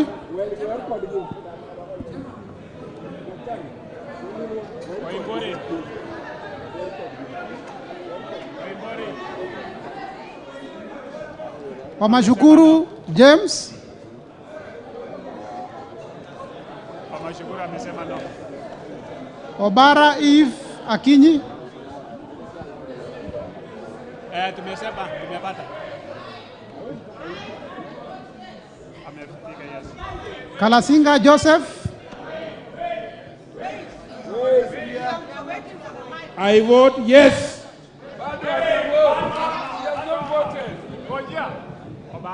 I vote yes. Obara Eve. Asante.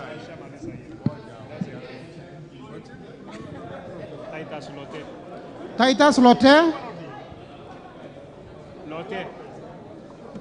Kimilu Joshua Kivinda, You've not taken my vote.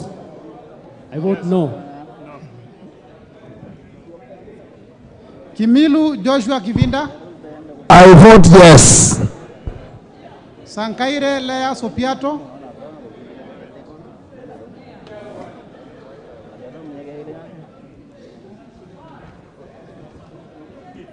I vote no. Kanchore Elijah,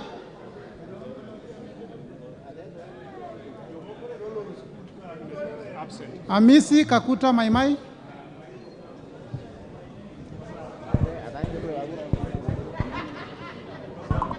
I vote yes. Nguro Onesmas, No. Sakimba Parachina, Risa Sunkuya George, Mwanda LC,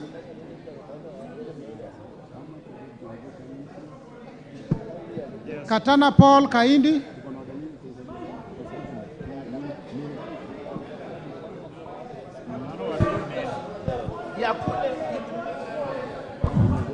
I vote yes. Hassan Abdi Yusuf,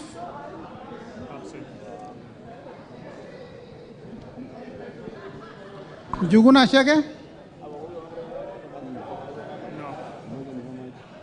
Makali John Okwisia, Kiungu Peter Irongo, Muli Fabian, Shumel Samuel Moroto, Sudi Oscar, Okwome Andrew, Okwome, we can hear you. Karauri Ronald, No. I vote no. Were Shaus Ongondo,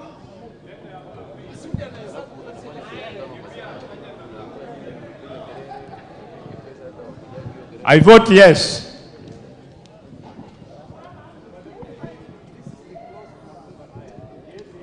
Mbui Robert, Korir Adams, I vote no. Kipkoech Gideon, Kemei Beatrice, RUTO Julius Kipleting, Wangaya Christopher Seka, Wanjiko John Njuguna, I vote no. Waithaka John, I vote no. Muratha Ann Wanjiko, I vote no. Orero Peter Ochieng, Mbalu Jessica, Mutuse Ekomas,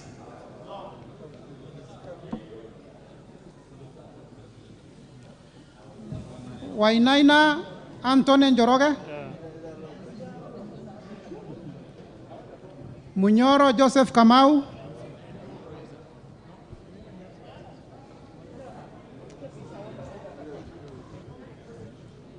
Nyoro Samson Dindi,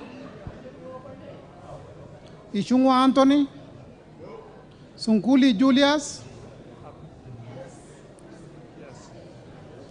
Mwanyanje Gertrude Beyu, Oh, yes. Mwanyanje Gertrude Beyu,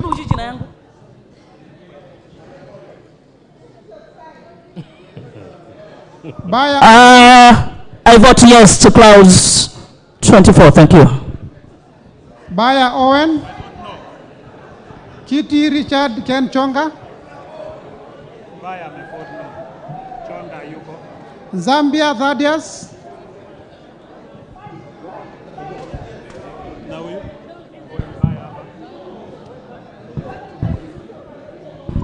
Yes. Mutua Didmas Wekesa,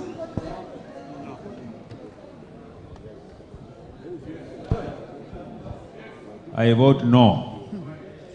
Bisau Morris Kakai,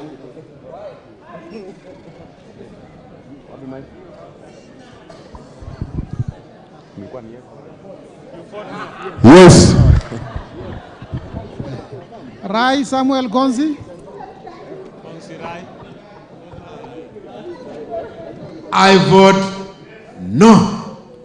Kwenya Dhuku, Moya Wanjiko, Cherorot Joseph Kimutai, I vote no. Kosgei Hilary Kiplangat, Maina Jane Jerry,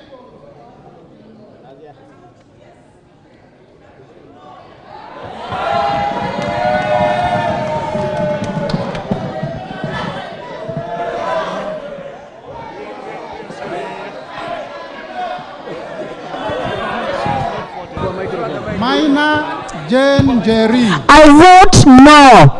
Not you. It is Maina Jane Jerry. Maina Jane Jerry. No, she has voted no. This one also a different person. I vote no. And I'm Maina Jenjeri. The other one is Mary Maindi. Gitari Joseph Gashoki, No.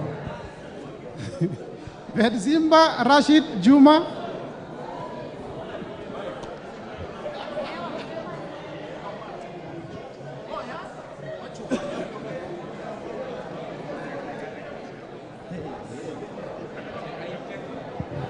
I vote yes. Aburi Donya Doris,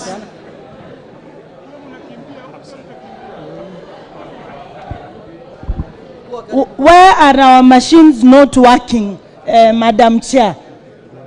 Somebody should be fired. We keep the sergeant at arms running up and down. We vote electronically. We are tired.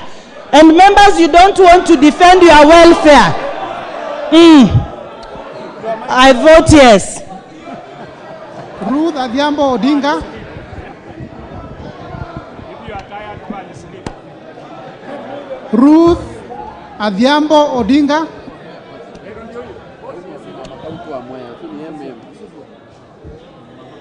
I vote yes. Oron Joshua Odongo. I vote yes. Ahmed Shakil Ahmed Shabir. Buyu Rosa Akinyi. Kasalu Irene Mudhoni. Mulu Makali Benson.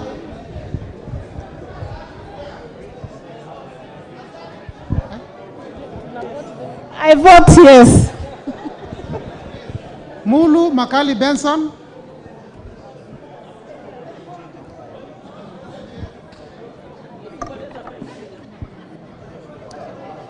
Mbai Nimrod Mbizuka. I vote no. Mboni Rashid Mwalika. You can't have a point of order in between voting. Just ignore it. This is rigging.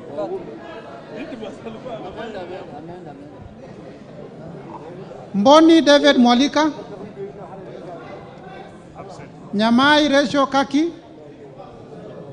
No.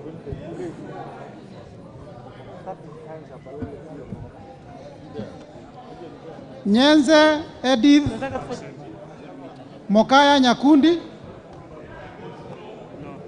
Kibagendi Anthony. Gisairo Cliff Ombane.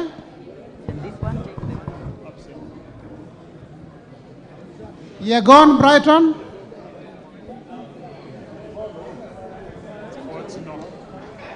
Kiprono Mutahi Alfred.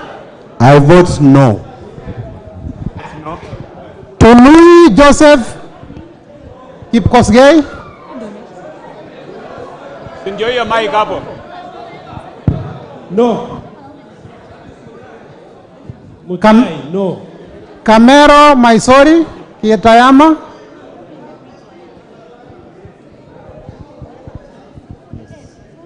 Robbie Mathias Nyamabe. I vote yes. Oh, I vote no.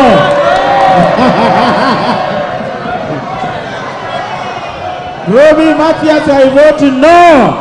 I repeat, no. Robbie. I vote no. Say I vote no. I repeat, no. Record. Masito Fatuma Amisi.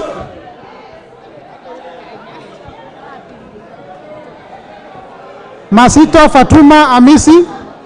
Na ameongoja kupata micro. Masito is not there. Fatuma Amisa yuko. Absent. Wanyonyi Ferdinand.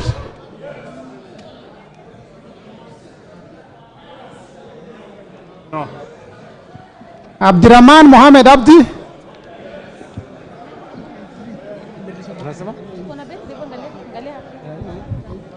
Ayuko.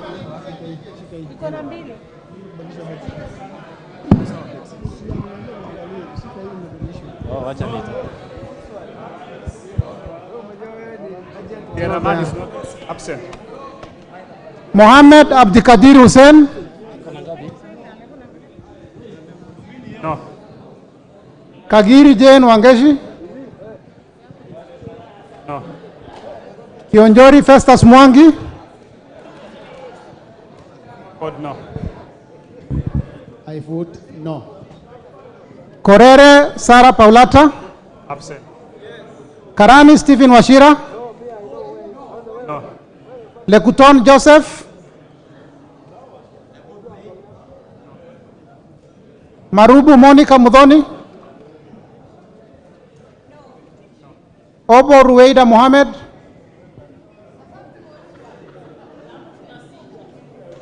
Moirore Mudhama Stanley. Kothe Felix Odiwor. Kaangara Joseph Mboro. I vote no. Mboko Mishi Juma. I vote yes. Mugabe Innocent. I vote yes. Chege John Kirago. I vote no. Akuja Prota Services. I vote no. Oyugi Dick Maungu. Other one. Nabii Nabwera. Shiforomondo Mangale. Mukwana Titus. Mbiuki Jafet Kareke. Absent. Kamene Joyce. I vote yes. Mule Caleb Mutiso. Kombe Harrison Garama.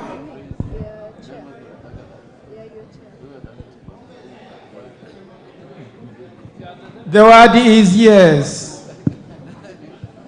Omwera George Aladwa. I vote yes. Yamba Susan Ndonye Runge.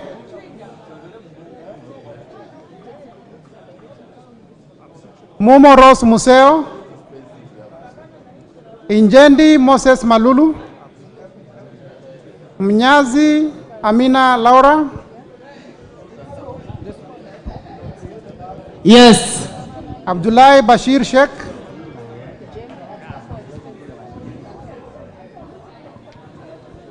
Sheikh Humel Ker Kasim.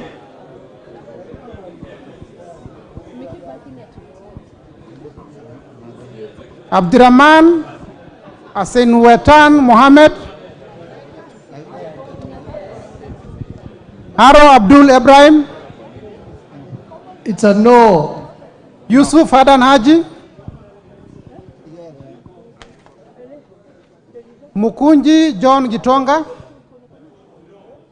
Bowen David Kangogo. I vote no. Njoroge Mary Wamaua.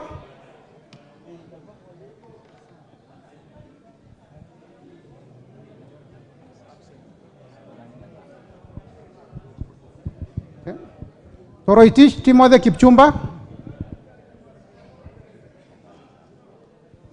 Wako Naomi Jilo.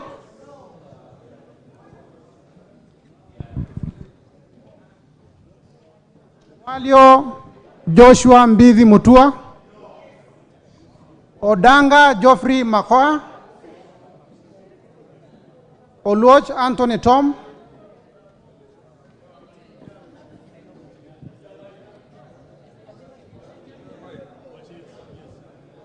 I vote no. No. yes.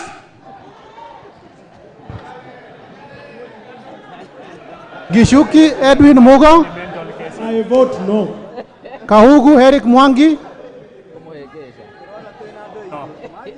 Tandaza Kasim Sawa. No. Amesema no. Na Bulindo Peter Oscar.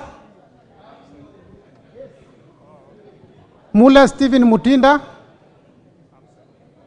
Kingola Patrick Makau. Ruku Geoffrey. Nabat Bernard Morioki. I vote no.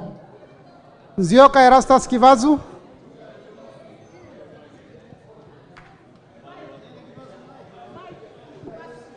I vote yes. Kailemia Elizabeth Karambu. Mohamed Fatuma Zainabu. Kipngor Ruben Kiborek. No. Barto Filia Jebkemoy. I vote no. Imani Francis Kuria. Chimba Zamzam Mohamed. Mheshimiwa Spika, wakati mwingine watu wakijifunga unakubali. Lakini kama mama Mombasa napiga yes. Kirwa Abraham Kipsang.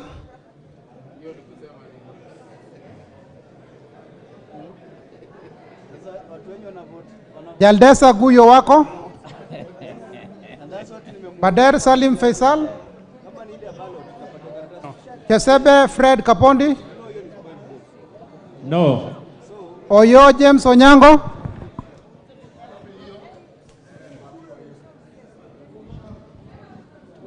Yes. Gishoi Kagushia. I vote no. Salasia Peter Kalerwa.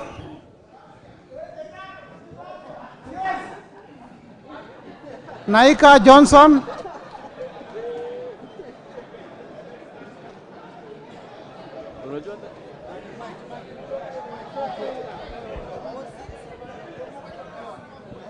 Maina Betty Njeri. I am here. I'm voting yes. Naika Johnson. Maina Betty Njeri. Mashele Mohamed Saud.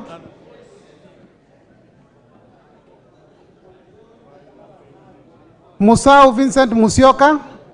Correct. I vote no. Shake Peter Mbogo.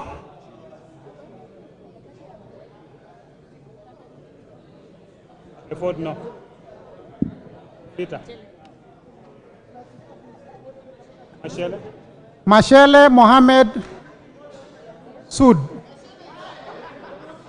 Yes. Shake Peter Mbogo.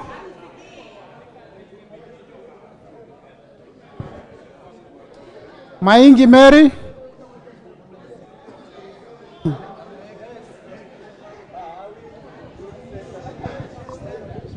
Molyongi Gideon Mutemi.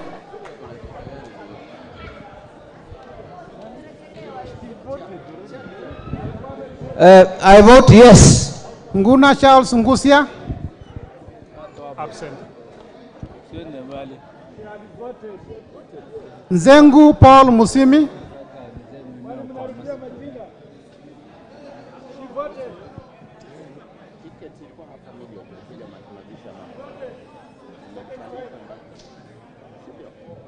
I vote yes.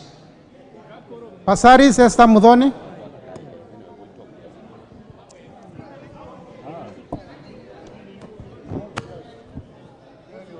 I vote no.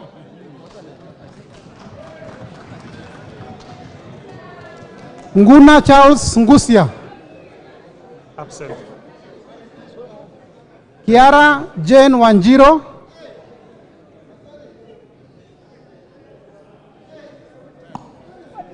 Napiga language. Mugia Cynthia Jebkoskei. Absent. Kitur Bernard Kibor.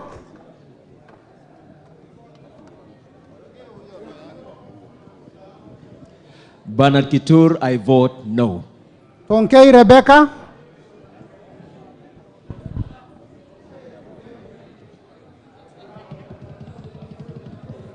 I vote no.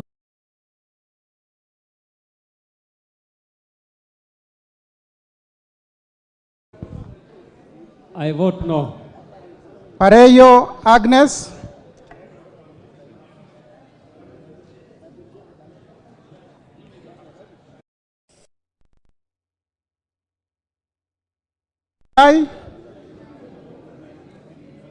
I vote no.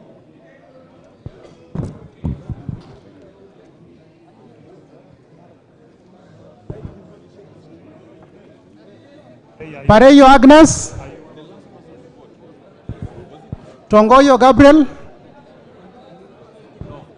Wangwe Emmanuel. Gachagua George N. Owino Martins. Owino World Chief votes yes. George Masharia Karaoke. Chepkon Charity. Guyo Ade Wario. Abdul Rahim Daud. I vote no. Nyamoko Joash.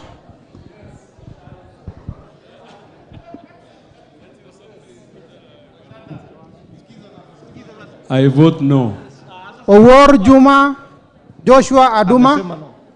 Amesema yes. Mohamed Ali. Mongina Jerusha. Gitau Faith Wairimo. Odoyo Okelo Jared. Jared Okelo here, and I vote yes. Janda Zair. Manduku Daniel Ogwoka.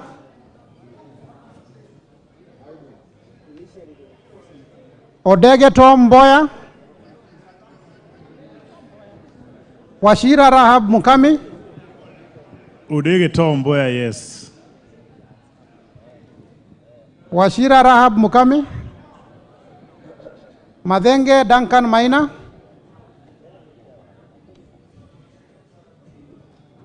I vote no. Mushira Michael Mwangi. No. Kiarao David Njuguna. Wainaina Michael Wambogo. Kosing David Losiako. No.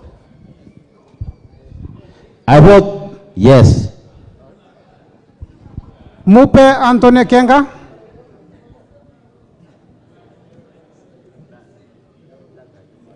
Gogo Lilian.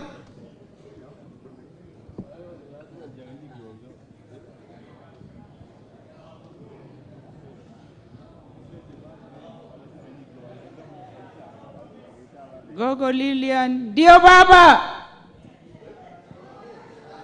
Amolo Paul Otiende.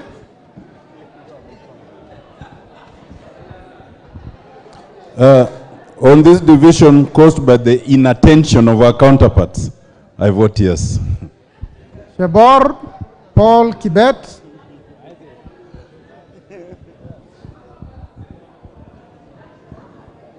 Paul Abor.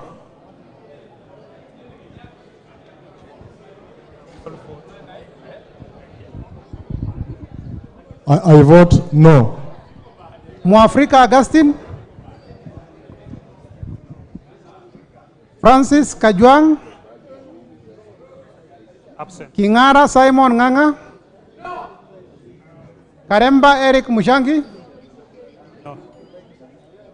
Logova Sloya Clement. Luyai Caleb Amisi.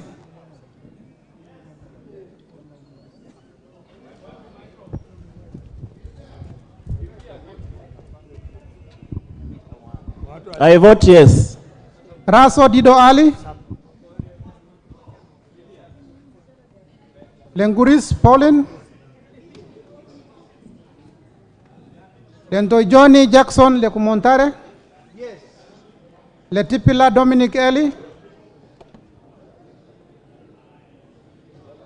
Lesuda Josephine Isula.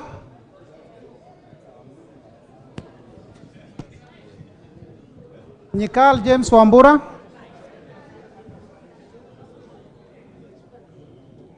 Ikana Frederick Lusuli.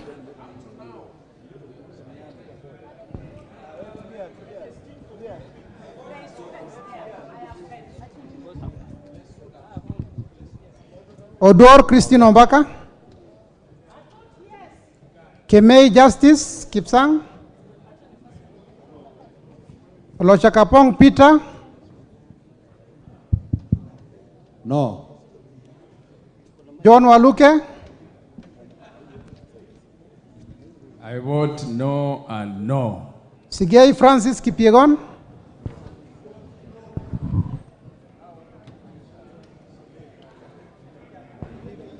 Dr. Shadrach Muiti. Onyego Silvana Sosoro. Kiplagat David. I vote no. Maina Mwago Emos. On behalf of the suffering majority, I vote yes. Odhiambo Mili. Omondi Karoli. Gashobe Samuel. I vote no. Mohamed Junet, Masara Peter Francis, I vote yes. Mizigi Lydia Aika, Abdullahi Amina Dika,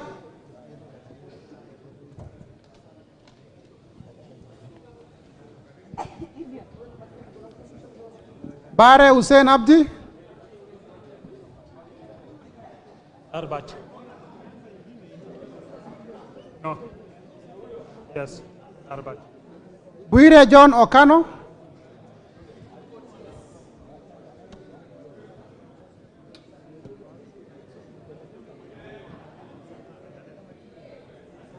Oku Edward Kaunya, Absent. Otusho Mere Emase,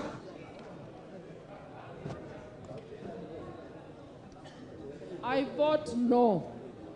Mwangi Geoffrey Wandeto, Murugara George Gitonga, I vote no.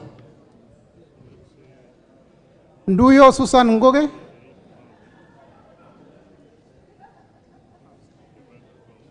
Nganga Alice Wamboi,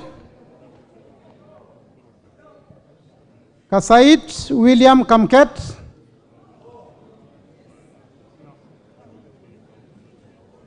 Aburi Lawrence Mpuru,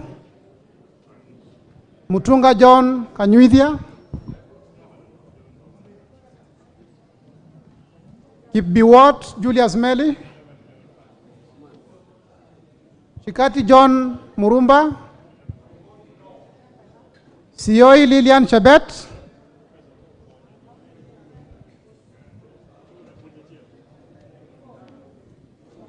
I vote no. Sitienei Janet,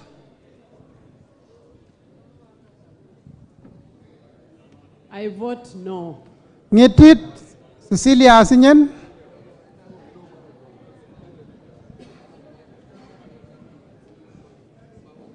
Emade Joseph Namwar, No.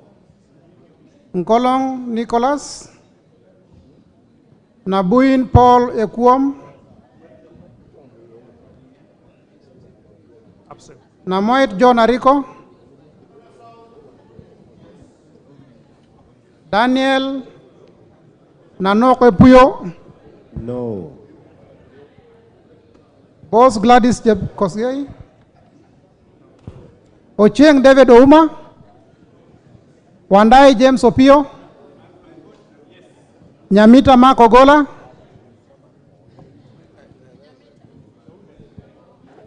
I vote no. Kagesi Kivai Hannes Togesi, Adagala Beatrice Kahai, Abdi Kamis Shome, I vote yes. Jeho Fatuma Abdi,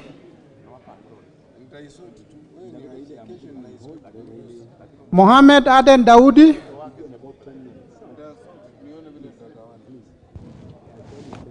Sane Ibrahim Abdi, I vote no.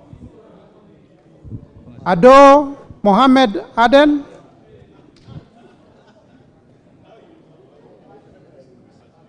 Farah Yusuf Mohammed,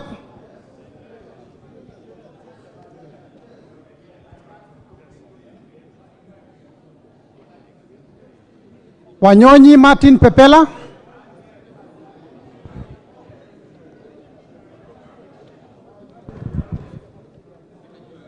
Sitati Daniel Wanyama,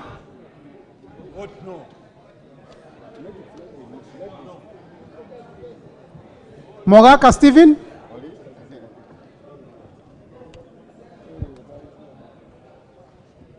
Kasiwai Rael Chepkemoi, I vote no. Wetangula Timothy,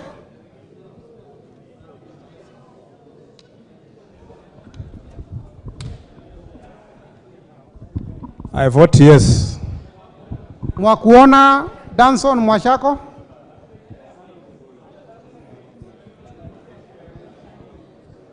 Basil Robert Ngui,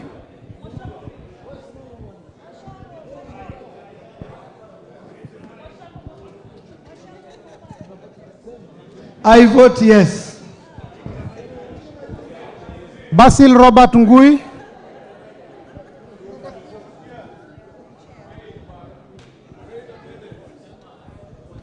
I vote yes.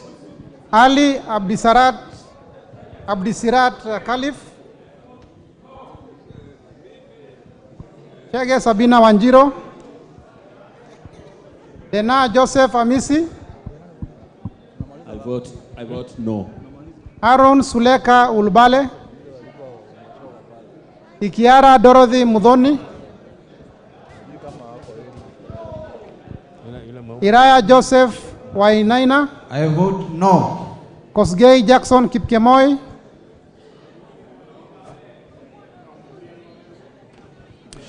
Mayaka Irene Nyakerario. Mohamed Umulker Arun. Mwangi Teresia Wanjiro. I vote no. John Badi. Yes. Talib Abubakar Hamed.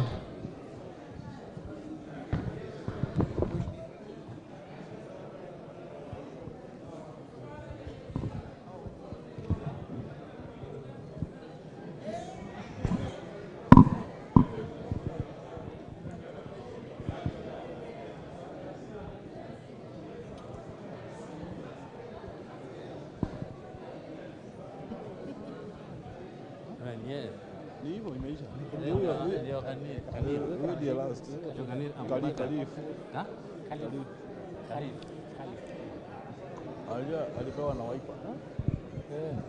Sasa anatusiwa kwa bei na waipa huko na kudimi na mshiko. Amekuwa nominated na chama gani? Waipa. Si yule mnyang'anyi wa sasa anasema Mombasa.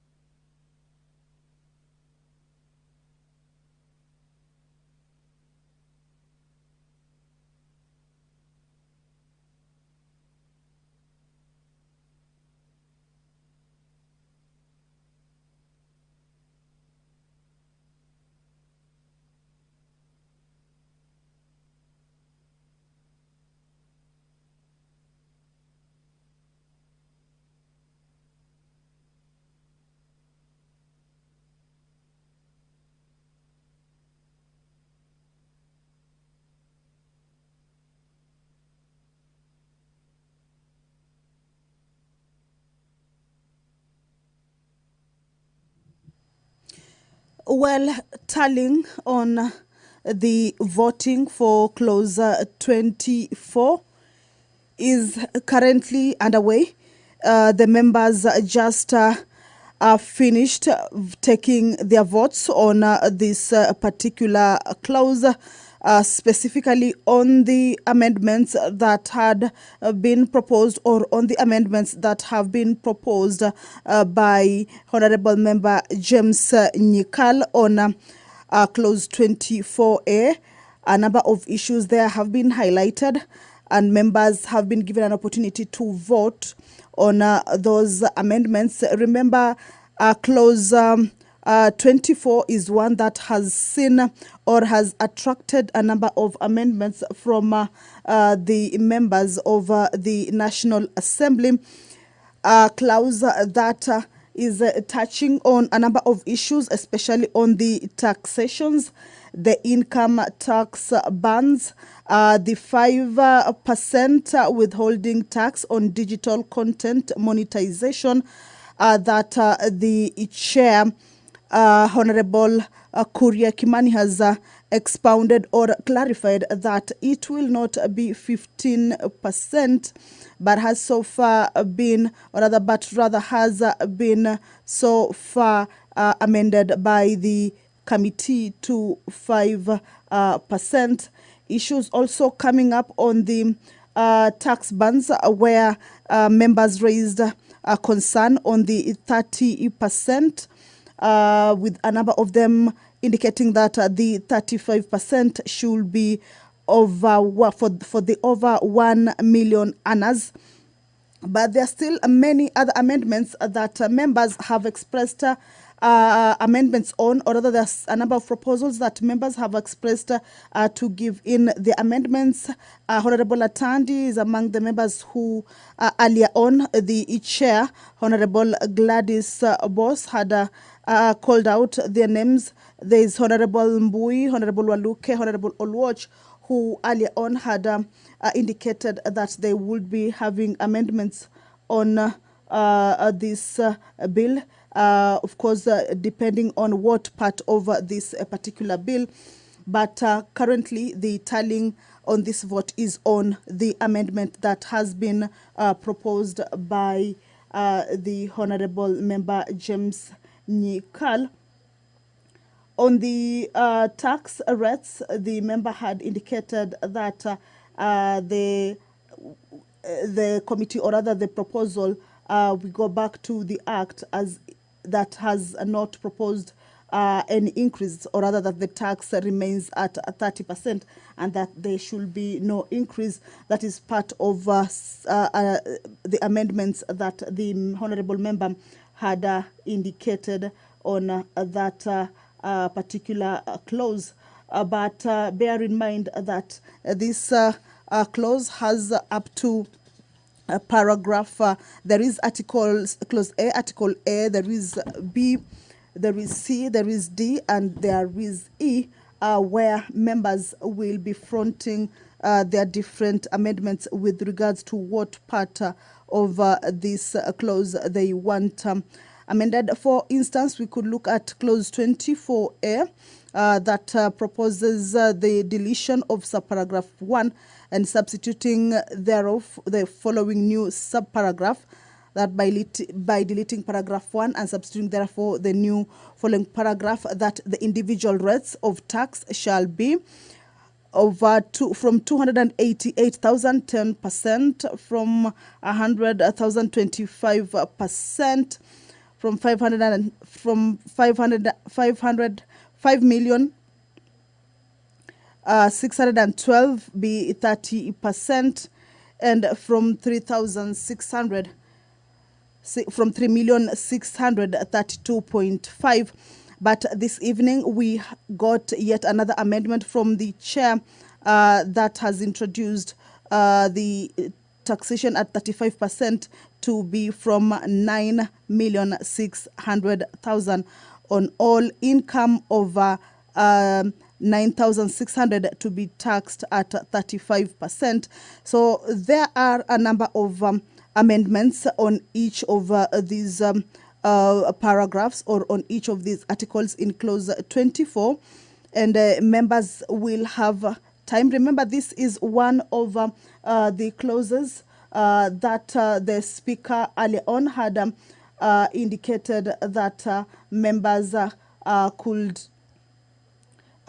have or rather could have proposals being given out.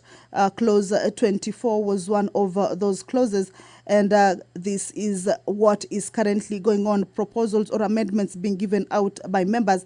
And the House will be voting on each member's amendments.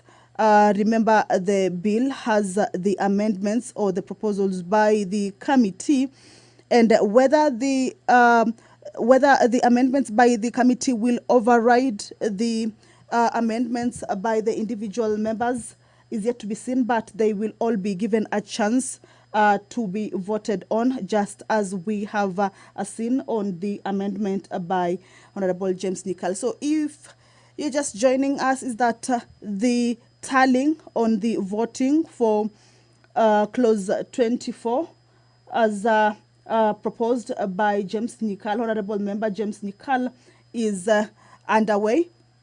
And once the tallying is completed, then the chair will read out the voting outcome. But what is happening is that members have been considering the clauses in this bill from clause number 2 all the way to clause number 24 now. Just to take you back, is that clause number 2 is one of the clauses that saw the House go into division and voted through a roll call with the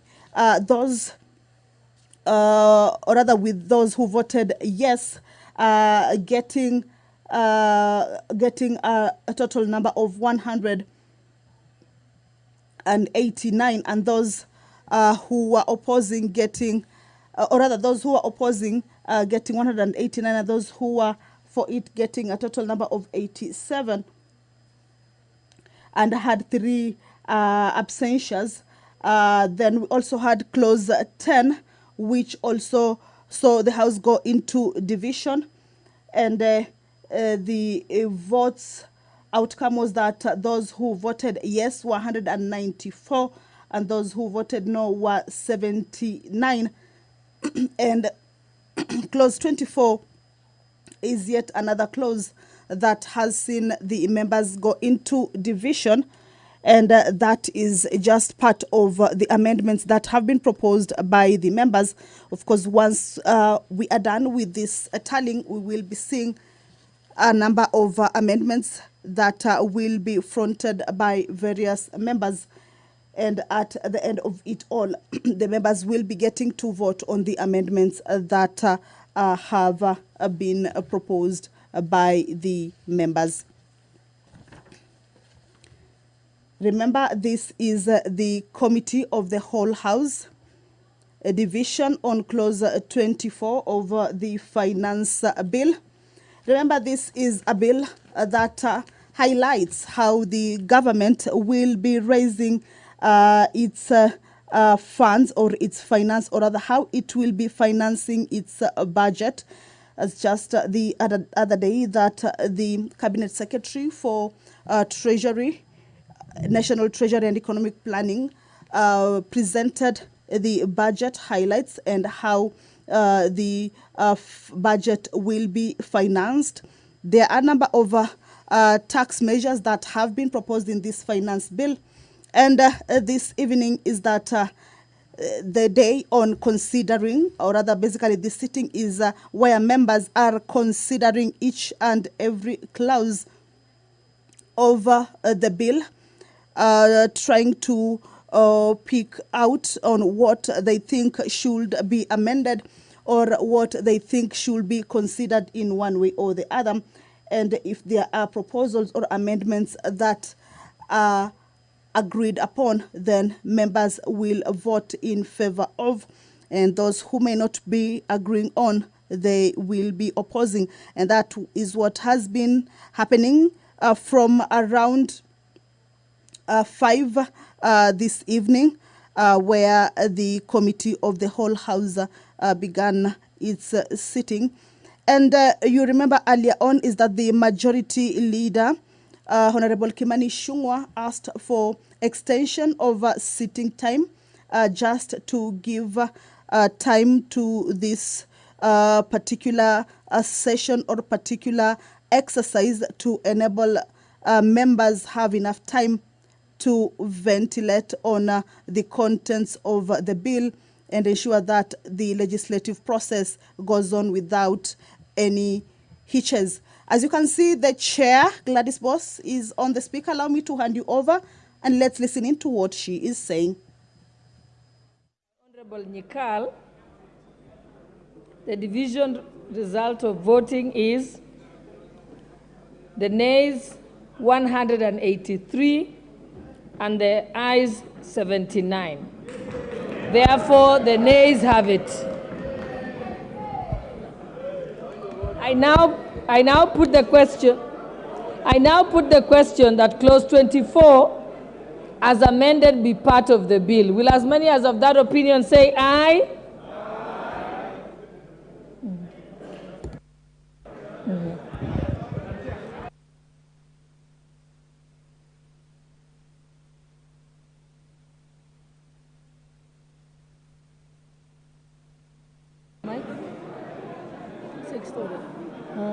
You know, we are still on the 24, eh?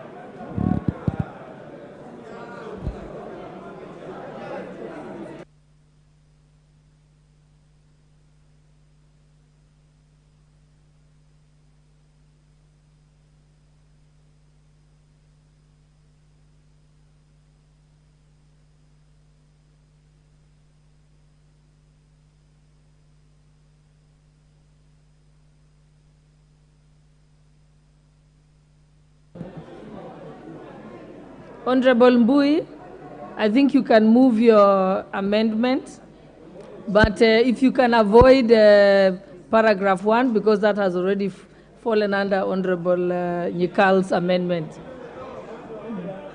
Oh, sorry. Please open the doors. Yeah. Yeah. Honorable Mbui, you may proceed. Thank you, Chair. My proposals were, I think, 4 of them. First one was deleting subparagraph 1, which is the one that you've alluded to of the pay-as-you-earn tax rates.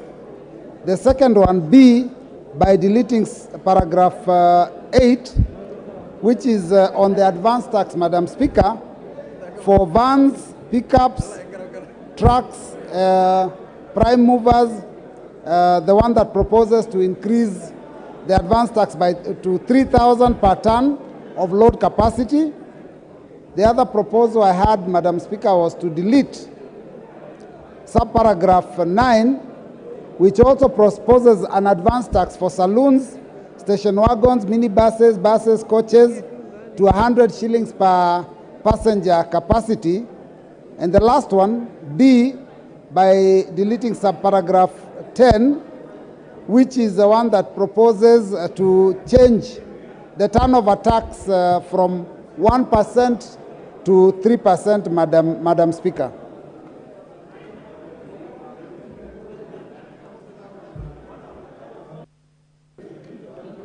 Leader of Minority.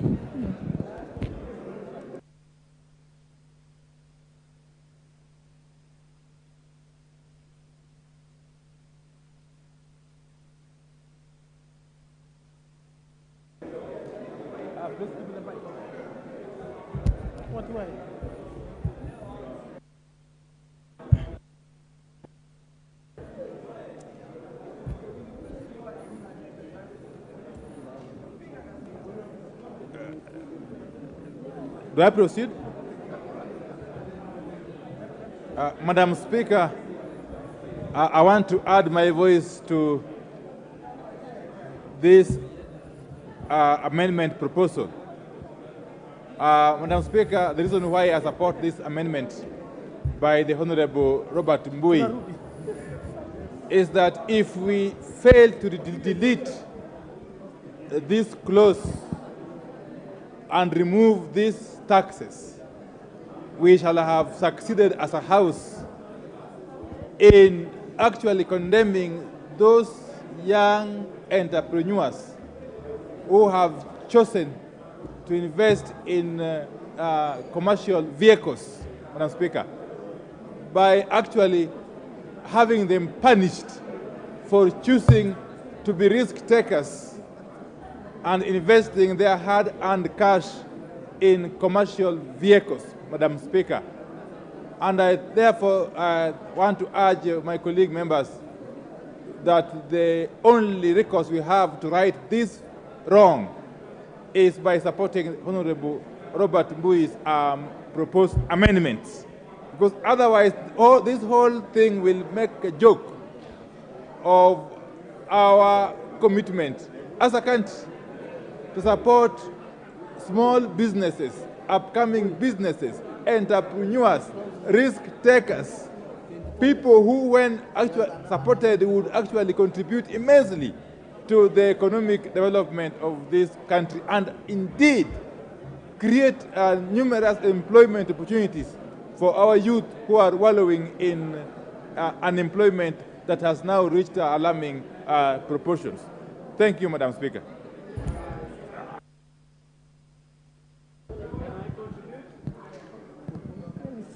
I'm trying to see if there's someone else who hasn't contributed.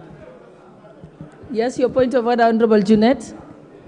No, Chair, this taxation measure is going to be very punitive. You know, it is being increased double, from 1,500 to 3,000 at once. And the matatu from 60 shillings to 100 shillings per passenger per matatu. Madam Chair, I think this one we should agree on both sides that this is not good. This is going to kill many small businesses, especially in the matatu sector, and the turnover tax also from 1% to 3%. Then the people with trucks and the small cars from 1,500 advance tax to 3,000. The matatu from 60. Madam Speaker, Madam Chair, this is going to be too much. Let us just agree on this one that we reduce it. I hope the chairman can agree. Honorable Chairperson of Finance, let's have your response before we put the question on the amendment proposed by Honorable Mbui. I thank you, Honorable Mbui, for that proposal, but having looked at it, we do not agree with the proposal by Honorable Mbui. Honorable Mbui, this particular digital content creators, there are many of them that actually do generate a good... Oh, on vehicles, yes. Yes, thank you. The advance tax on those particular vehicles, I thought that Honorable Mbui would first by appreciating that we have actually reduced the proposed tax as per the bill from 3,000 to 2,500 shillings. So we let us please, let everyone pay their rightful share of tax. And in fact, people are looking at it as it has been a new amendment. Actually, it is just an increase of that particular advance tax. It has been there on the Finance Act. And with that, we really urge Honorable Mbui that we allow everybody to pay their rightful share of tax. Thank you. And in fact, on the issue of that advance tax, again, remember the discussion we had earlier, the same with the digital content creators, that these particular operators of these vans and trailers, if they feel that that particular rate is actually maybe too high, if only they would agree to file their returns and file the correct tax returns, then they would only pay the income tax as per the tax bands.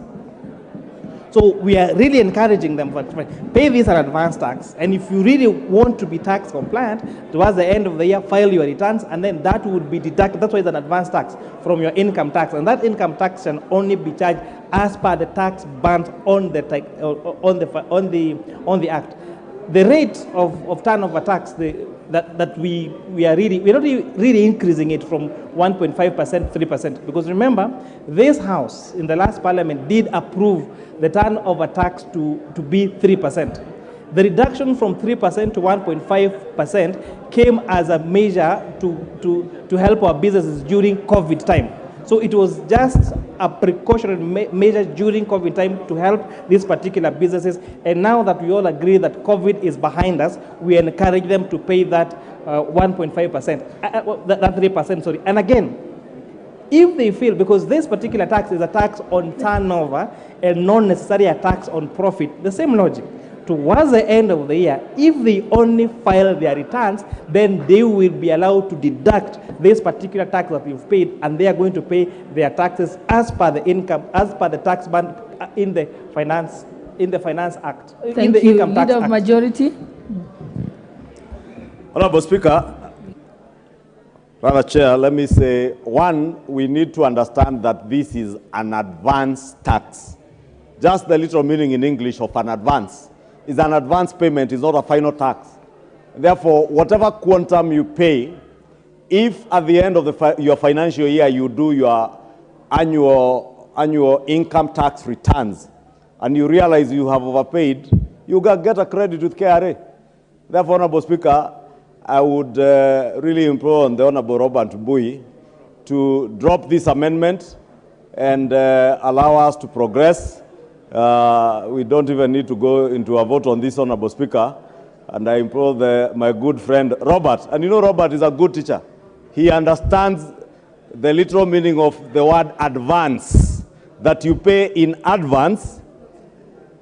It's very simple. You pay in advance, but it is not your final tax. At the end of the financial year by June 30th, like now at the end of this month, if you are a transporter like myself, I will still do my annual returns.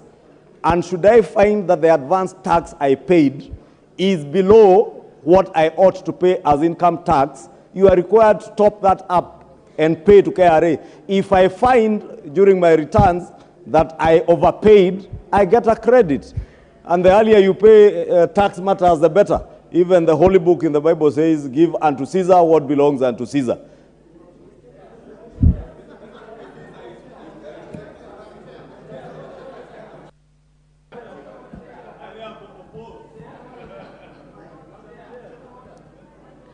Order members, we can only pick one person at a time. Honorable Badi, your hand was raised first. And we had said just for each amendment, just 2 people. Yeah, okay, let me just say something. Madam Chair, first of all, this... Jared Okello, you will be disciplined. This is the chairman. Honorable Okello, if you have continued shouting... The national chairman of his party is on his feet. Madam members, Chair, please allow Honorable Badi Madam Chair, to proceed. I want to say the following. One, this notion that advance tax is okay to taxpayer is very wrong. There is no reason why you should borrow money as a government from people who are very poor. Let these people wait until the end of the year and they file their tax. And they should pay tax progressively. This idea of asking people to pay tax in advance, someone has bought his truck on loan and you still want them to pay tax in advance. What for? Finally, Madam Chair, the issue that Chair of the committee raised is very fundamental. First, is wrong on the percentages. It's not 1.5, it is 1%. It's not 1.5. And again, we are talking about who? Mama Mboga to go and file returns? To wait? The kiosk, those who are selling sweets on the sides of the road, to go and pay, to go and file tax returns? Even administratively, it is very difficult. Madam Chair, if this House can be considerate to the downtrodden, if we can make amendments to at least exclude some of our payments like per diem, which we have successfully done here, and Mama Mboga out there, the hustler, the ones you are addressing in our public rallies, I hope hustlers are watching how they were deceived, how they were duped by Kenya Kwanza. No one cares about them. Let them pay advance tax. But I support Honorable Mbui's amendment. Leader of Majority, your point of order. Honorable Speaker is overtaken since the Honorable CPA John Badi has sat, although it is good because you allowed us to ventilate on the issues here and not to pontificate on our political stance. because we also have that option, Honorable Speaker. But it's also good to inform the Honorable John Mbadi, and he's an accountant, though a junior accountant in terms of professional qualification. By age, I know he's older than me, but in terms of qualifying as a CPA, he knows I qualified when I was still a student at the university, when I was a junior finance officer. And he knows there's something in accounting called a prepayment. And what he's saying that government is borrowing from people, it is not government borrowing. It is simply taxpayers being asked to make a prepayment of what they owe to the taxpayer. When you are a rich man, like Mani Shongo or Junet Muhammad, who is running a fleet of vehicles in Isli, just like I run my own fleet of vehicles in Kikuyu.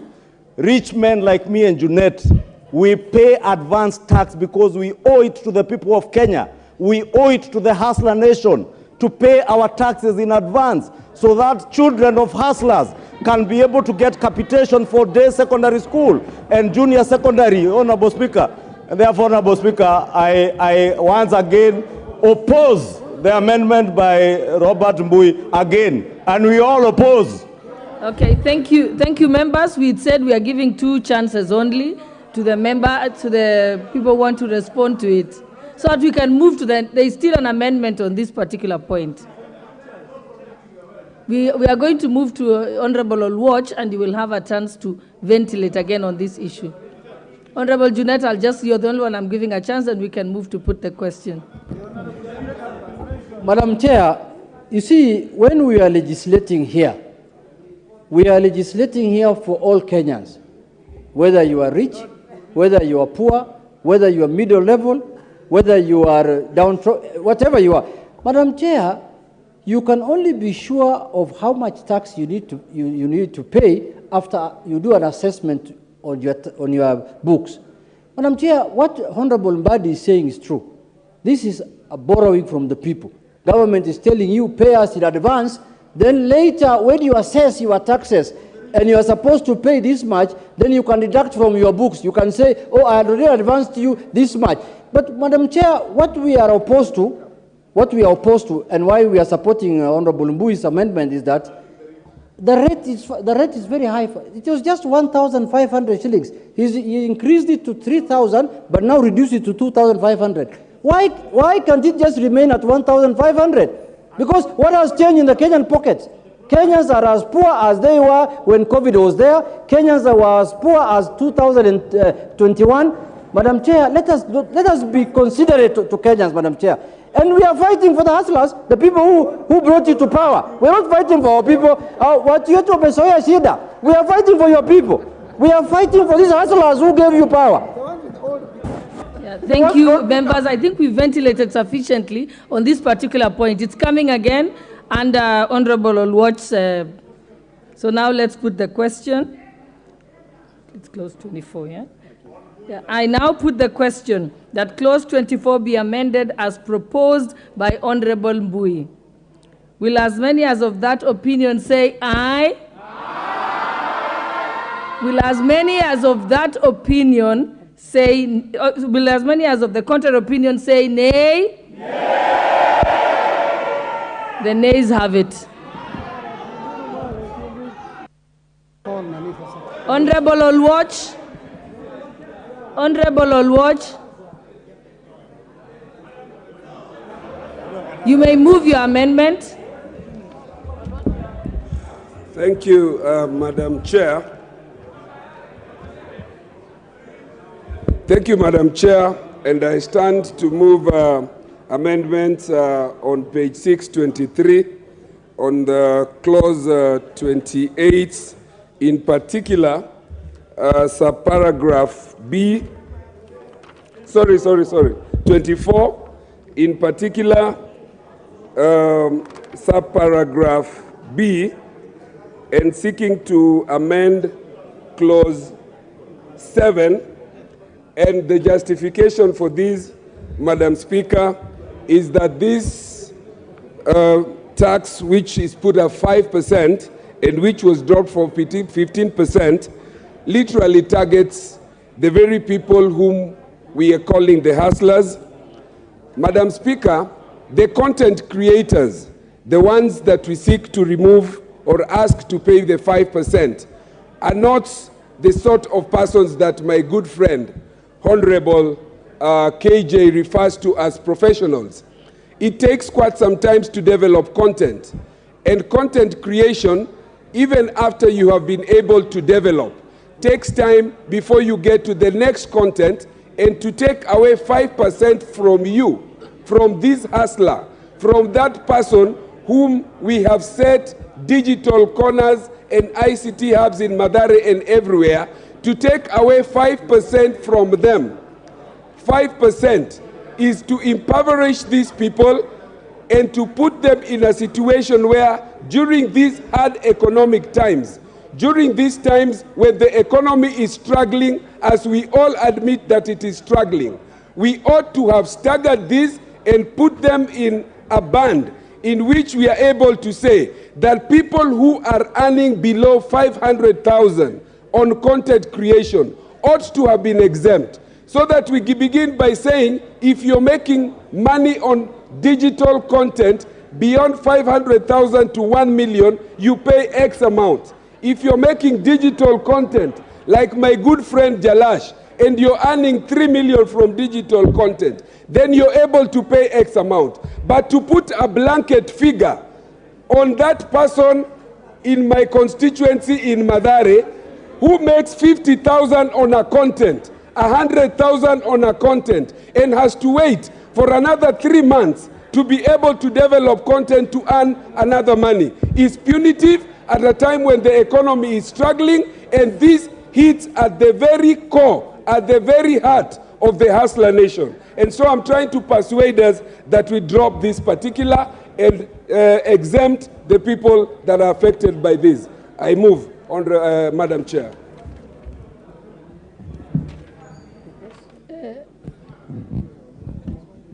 I now propose the question that clause 24 be amended as proposed by Honorable Olwach.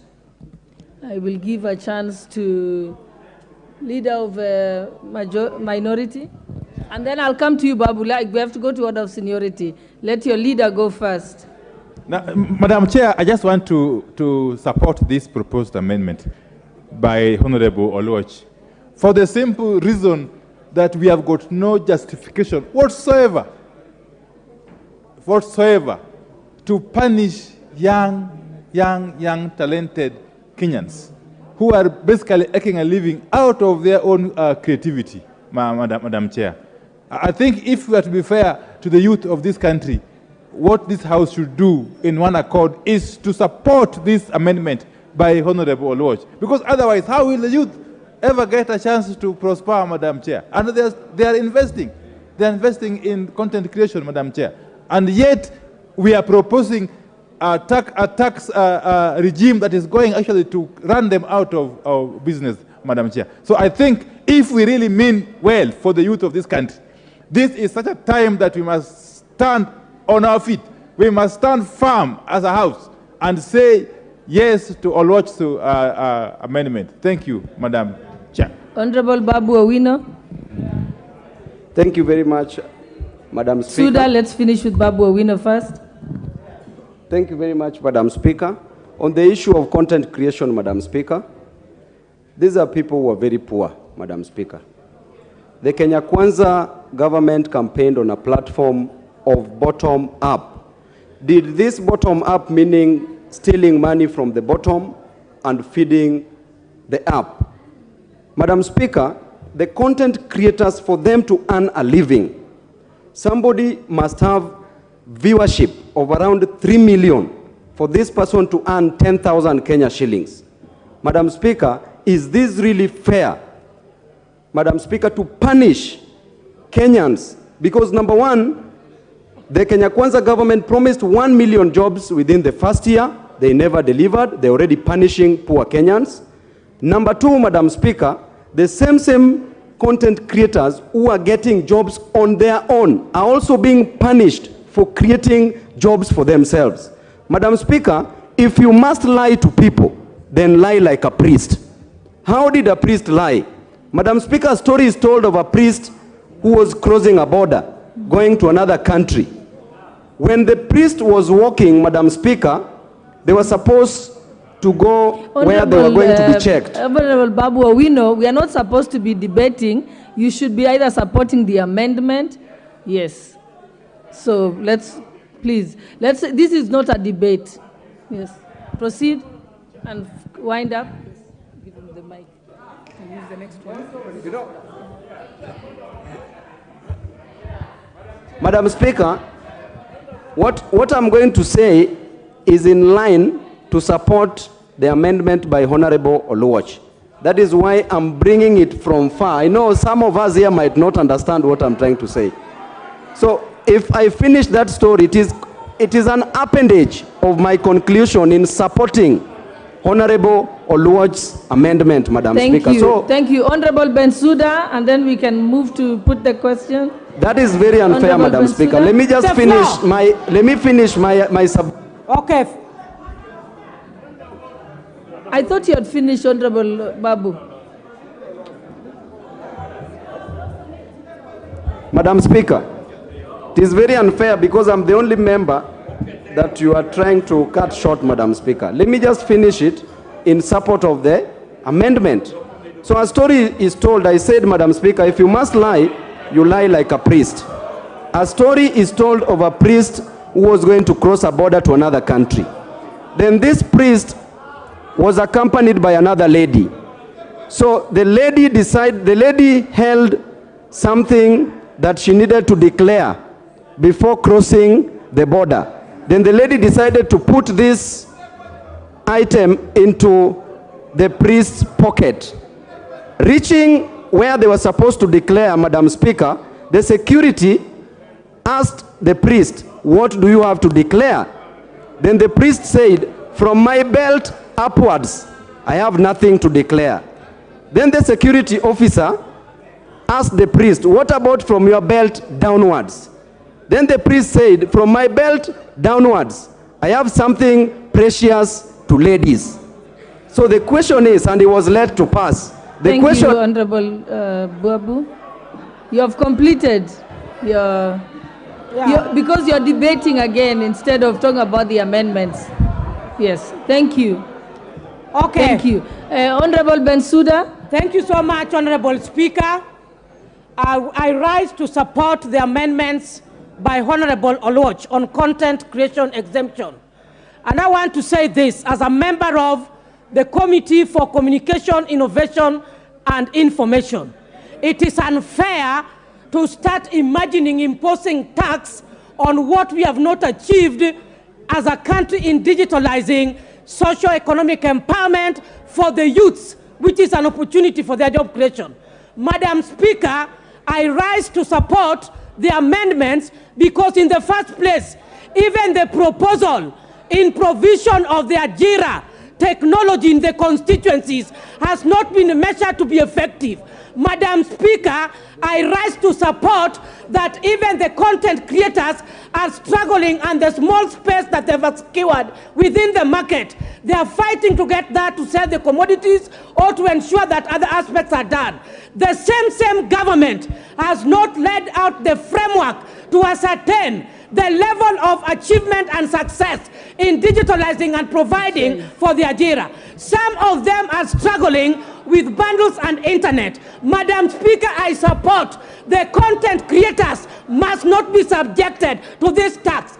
At other amendment places, we must consider all the facts which are relevant. Let us stop pretending, let us not tax everything and go by the support, the proposal of Honorable Oluoch. I support. I'll give a chance to the chairperson of ICT committee, Honorable KJ. Madam Chair, this amendment could never have been brought by a better person than the honorable member from Mathare. The part that we are not telling about this content creation digital tax is the journey that we have walked. Madam Speaker, the proposal by the Committee on Finance seeks to do two things. One is to bring equity.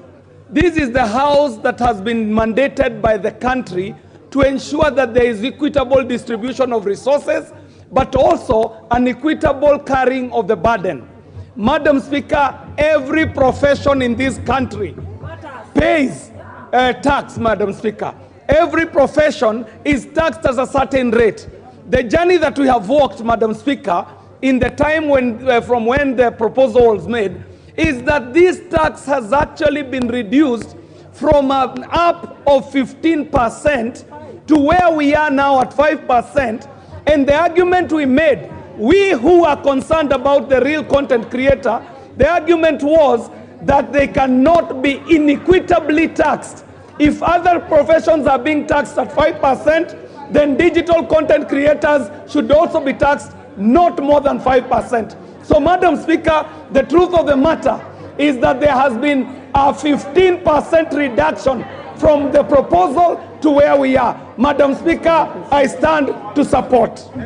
Thank you. I now put the question that clause 24 be amended as proposed by Honorable Anthony Olwoch. Will as many as of that opinion say aye? Aye. Will as many as of the contrary opinion say nay? Nay. The nays have it. Chairperson Finance, you can now sum up all the moved amendments, yes, including... Honorable Chair, I really want to thank I really want to thank all the members that have proposed amendments of this particular clause. But really, I am loving the discussion you're having in this country about digital content creators, because this was a profession that nobody was talking about. But this particular proposal have actually made that we have spent the last 1 hour talking about something called digital content creation, which means everyone across the country is asking themselves what this is, and therefore we are having to start having a sober and open conversation about this particular sector. A quick comment on the two proposals, the advanced tax on vans and now this digital content creation, Honorable Speaker. That primary school teacher who sacrifices his time to go and teach ECD children, that nurse who spends very many hours in the theater or taking care of patients in ICU, that medical doctor who spends hours on end doing operations, they all pay their rightful share of tax. So it's just saying, let everybody pay their rightful share of tax. Because we have been unfairly targeting employed people, so that the employed people are the only ones who are paying taxes. Yeah. But now let us have everyone there. Yes. Honorable Chair, yes, help us to sum up the exact amendment. Then we can be able, people can understand what they're voting on. Your proposed amendment. Okay. So Honorable Chair, I've done this, but just for the record again, the proposed amendment as proposed by the Chair, as proposed by the Committee on Finance and National Planning, is that clause 24 again be amended to have 9.6 million shillings instead of, by deleting that, 9 million shillings. That the digital content creators, the withholding tax be reduced from 15% as proposed on the bill to 5%, and introduce a tax, the digital content creation tax for non-residents at 20%.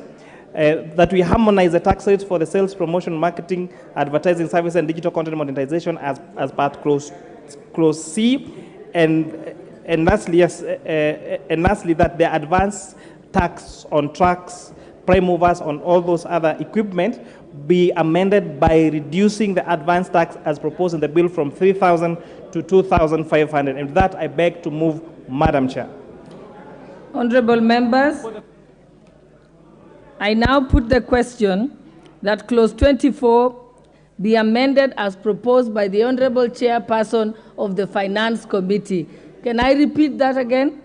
Yes. Honorable members, I now put the question that clause 24 be amended as proposed by the Chairperson of the Finance Committee. Will as many as of that opinion say aye? Will as many as of the contrary opinion say nay? The ayes have it. I now put the question that clause 24 as amended be part of the bill. Will as many as of that opinion say aye? Will as many as of the contrary opinion say nay? The ayes have it.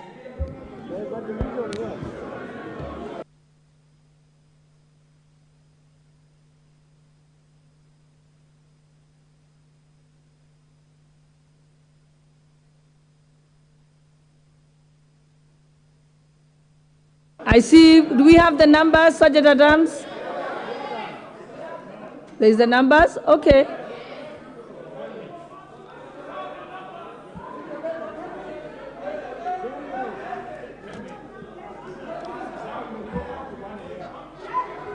We can ring the bell for 5 minutes.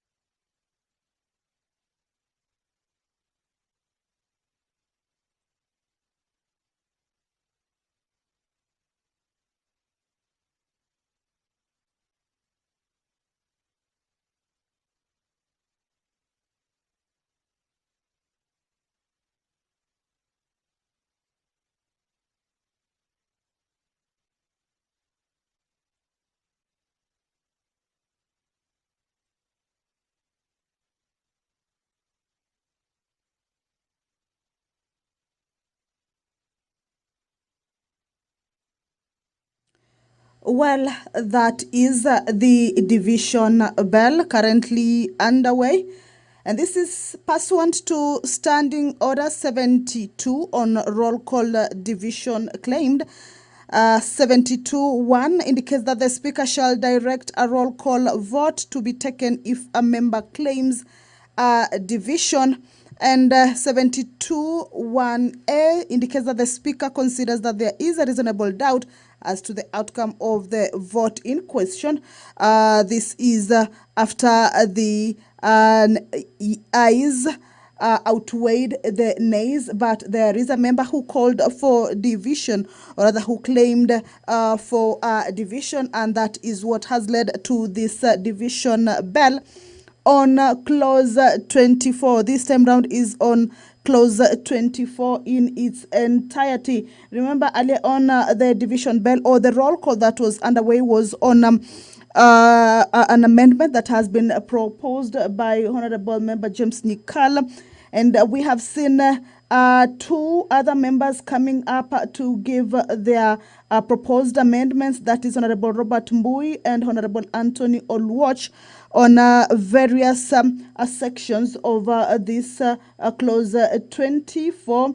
To be specific, is one by the Honorable Member Robert Mbui on the advanced tax on vans and other vehicles, or other operators of vans and other vehicles or big machines, except the agricultural tractors. And yet also we have seen Anthony Oluoch, Honorable Member Anthony Oluoch, also giving an amendment on 24B on the taxation on digital content creators, where he proposed that the 5% be scrapped altogether, and that these people be exempt from the 5% withholding tax. But we have seen a few members also coming up to second or rather support these particular proposals. On the advance tax, various members indicating that the government cannot be borrowing money from its people, Kenyans, some of the Kenyans who are still struggling, and the government cannot be taking money way in advance, and are hoping that the Kenyans who have been taxed in this advance tax may get their money back at the end of the year if they file their returns and realize that they have overpaid the Kenya Revenue Authority. This is after the committee proposed the tax be increased, or rather be put at 2,500. The chair indicating that, or rather the chair of, this is Honorable Kimani Kuria, indicating that there was a reduction of that particular tax, that's advance tax, to 1.5%, but this was during the COVID period when the economic times were harsh, and that basically now it has just been increased to 2,500 instead of 3,000. So that is one of the amendments that has been proposed by Robert Mbui in the clause 24, with Honorable Anton Oluoch proposing that the hustlers who are in the digital content creation industry or creative industry be exempt of the 5% withholding tax, with members rising to support that particular amendment by the Honorable Member. However, there is the Honorable Member John Kerry, who stood opposing that particular amendment of exempting these content creators, saying that there has to be equity, that in every profession, each and every individual pays tax at a certain rate, and thereby exempting these people in this particular profession not to pay the 5% tax will not be equity, or rather will not be considering the equity aspect in all the professions where each and every Kenya works and pays a certain rate of tax.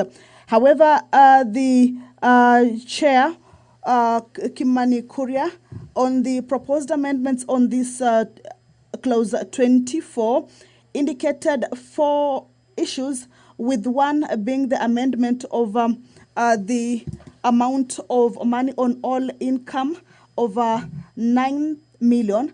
Initially, the committee had indicated 9 million, but this evening he changed it to 9.6 million shillings to be taxed 35%.